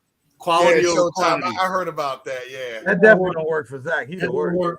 work. That don't work. Every time he's trying to save for a gun, he end up buying 3 more. Hey, is that a On his Canik? way Why to not? that. Oh, that is a Canik. We Why never not? make it Just to buy that. let me get 2 of those. That's Oh, because you just got 2 in stock? Let me Because get both Canik of them. come out with a new gun every damn week. Matter of fact, let me get the display one too. Yeah, y'all the same, right? Yeah, let me get the display one too. I'll shoot that one. Oh, you guys got a stormtrooper rival? I'll take 3 of those. We got 2 more coming in. Yeah, On layaway. If he didn't do that, he wouldn't be the Canik King. I like what I like, man. If he didn't do that, he wouldn't be I'm gonna get one this year though, Zach. I promise. I'm gonna get a Canik. I'm waiting on your company. Do your company do transfers, bro?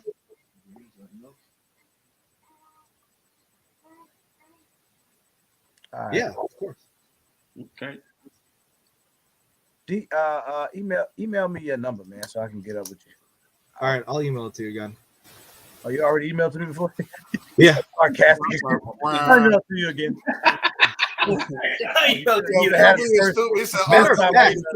Tomorrow I have an episode 25 coming in. So You got a what? that's fun. Episode 25. Another one.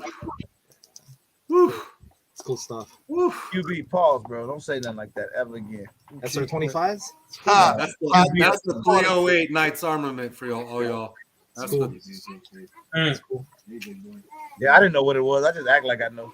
Yeah, it's expensive. Snob shit. But I gotta go. I got dad duties, boys. So We all gotta go, man. We over. Man, peace. it was nice talking to everyone. Always a pleasure. I appreciate you, man. Appreciate it, man. Appreciate Thanks for everybody who having me hung on. out for Snob Night. sir. Great. Of course, man. Oh, And no, one right last there. thing before I go, I just want to say, Hook is my dad. You're so stupid, man. Oh, man. My man had a live mannequin, bro. That's cool. Now, his live mannequin had a full loadout, nods and all. Everything. I And looked then- at it, It didn't take care of the baby. It That didn't was, take care of the that baby. was Take care of the baby. highest level right there. his mannequin was a walking 12K, walking 12 grand. Oh, Just with walking. these. More than that. More than that. More than That's that. going to cost us like 50 Hey, grand. hey, Jason Ewing, bring us Yeah, back down to earth. Thank you, Jason, because boy, I was out of my element. That I'm was throwing cool. the L up now just for my own, Layaway gang. Lay away, man. because that was deep right there. I don't cool it down. It's we all. That was at least all $100,000 fun. conversation we just had. I'm actually looking forward to the other side of it. Yeah, feel I'm like- just, Thursday I night. just want to be clear, like, no disrespect to any budget gun or That's That's what I'm saying. shit. I feel like there's a lot of Like, clarity behind that. Well, that's the thing, man. Sometimes it's about pragmatism. Sometimes it's about getting what's pragmatic. That's why when he say Big Fish, you say, well, just save up and get some. That don't work for me. exactly. No, To me, but you it's know what? pragmatic to have 8 instead of just 1. I think OB put it best when he said most people that if you own more than 4 or 5 guns, then you already got what was practical, what you needed. Right. Oh yeah. So everything Yeah, else is just kind of. hobby That's like why I that. say it's a preference. Like everything else is just Yeah. kind of what you want. Like, That's a hobby. all right, I want this to have Right. fun with. I want this Yeah. to say I got it. I want this, because it's popular because of this reason. Or sure. I like it because of this reason. But for the most part, when I say what's your go-to, and then we always come back down to a Glock. That's what the old man told me at the SHOT Show. Crazy, right? He was like, oh, you hear guys talking about their $20,000 gun, and then they'll have their staccatos, and they'll have all types of different guns, man, cost all this money. And then you ask them what they carry to tell you a damn Glock. That's what he said to me. And I thought that was It has a so lot of truth deep. to it. Like Was that Hit Talk 45? Damn.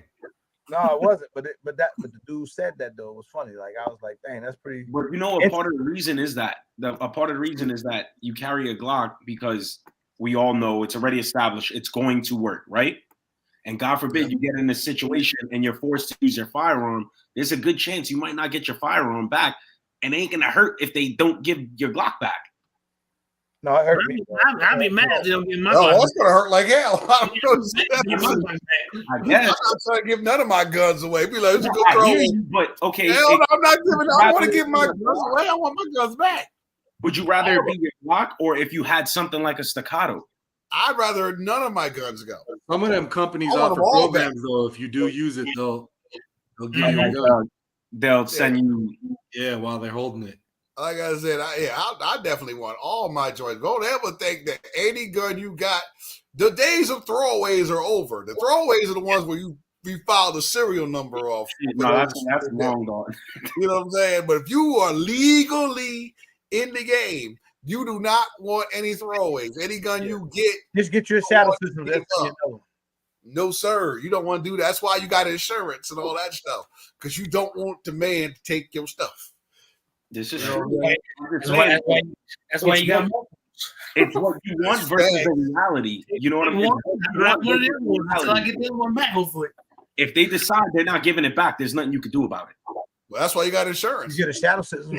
Once again, if they decide they're not giving it back, there's nothing you could do Shadow about it. systems. I said that's why you got insurance because you can get replaced. Right. Oh, yeah, no. I got you on that. You know what I'm saying? Well, I worse mean- than worse, I chalk it up as a loss and go in the safe and grab something else. Or write it off. You know what I mean? So, I mean, yeah, I get what you're saying. I mean, if you had to choose between which gun you'd rather part ways with, me, I'm a gun hoarder. Shout out to Global Ordnance and Grand Power. Shout out to him. Shout out to Global Ordnance. It's still a tripod guy. Okay, for the record, because y'all may be listening, I don't give a damn what they said. Tripod. Funny. I'm not against you on the Strybog. Please, not at all. I'm not against you on the Strybog. I'm not either. I know.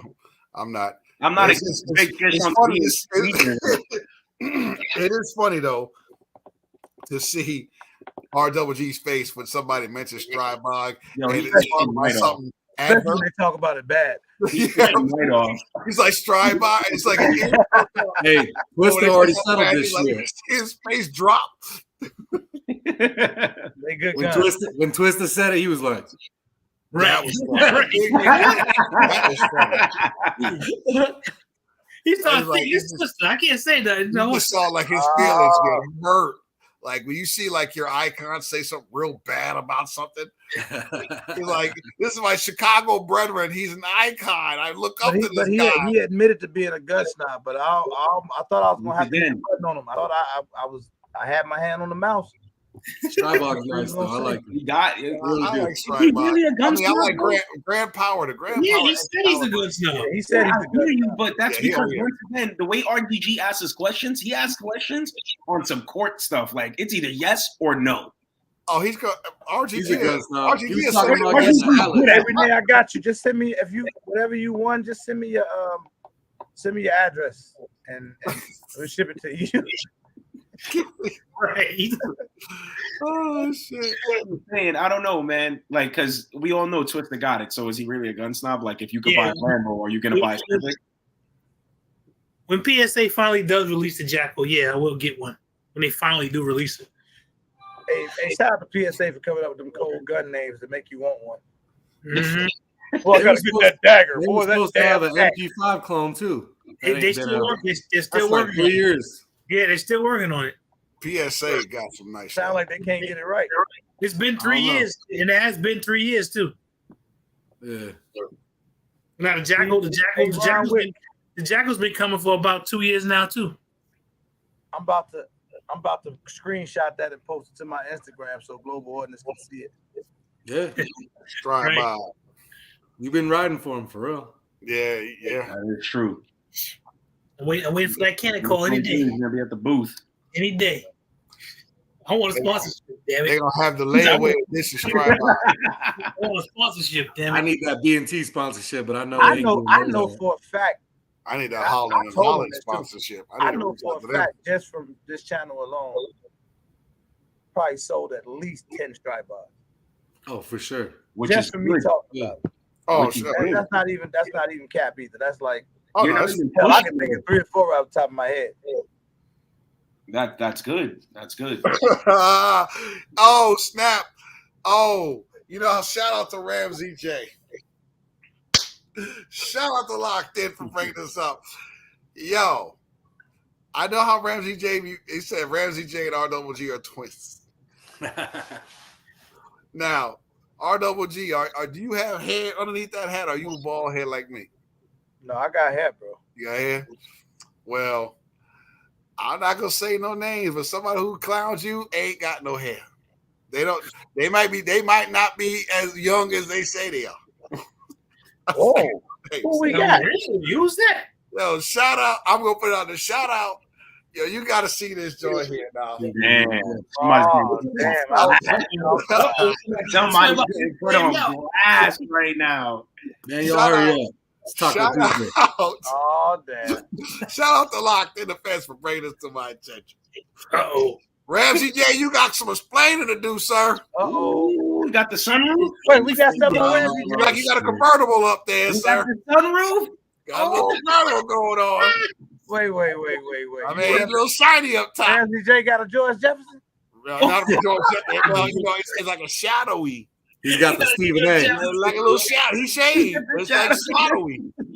Uh-oh. Oh. Little shadowy up there. I'm like, he's like, I'm 22. 22. 22. You got evidence? Yo, look, People working behind that. I'm gonna say what I seen. It don't look like a young man in that joint. He got some years on him. Shout out to him. Ramsey J got some years on him. He got some skin in the game. So, You got some skin in the game, huh? he got some skin in the game. Was he at the range shooting? Oh, stop.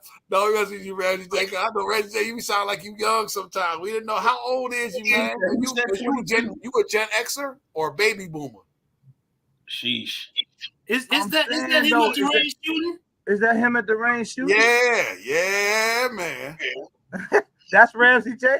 That's Ramsey J, man. He grown. He a grown ass man. He a grown ass. Wait. This Ramsey J?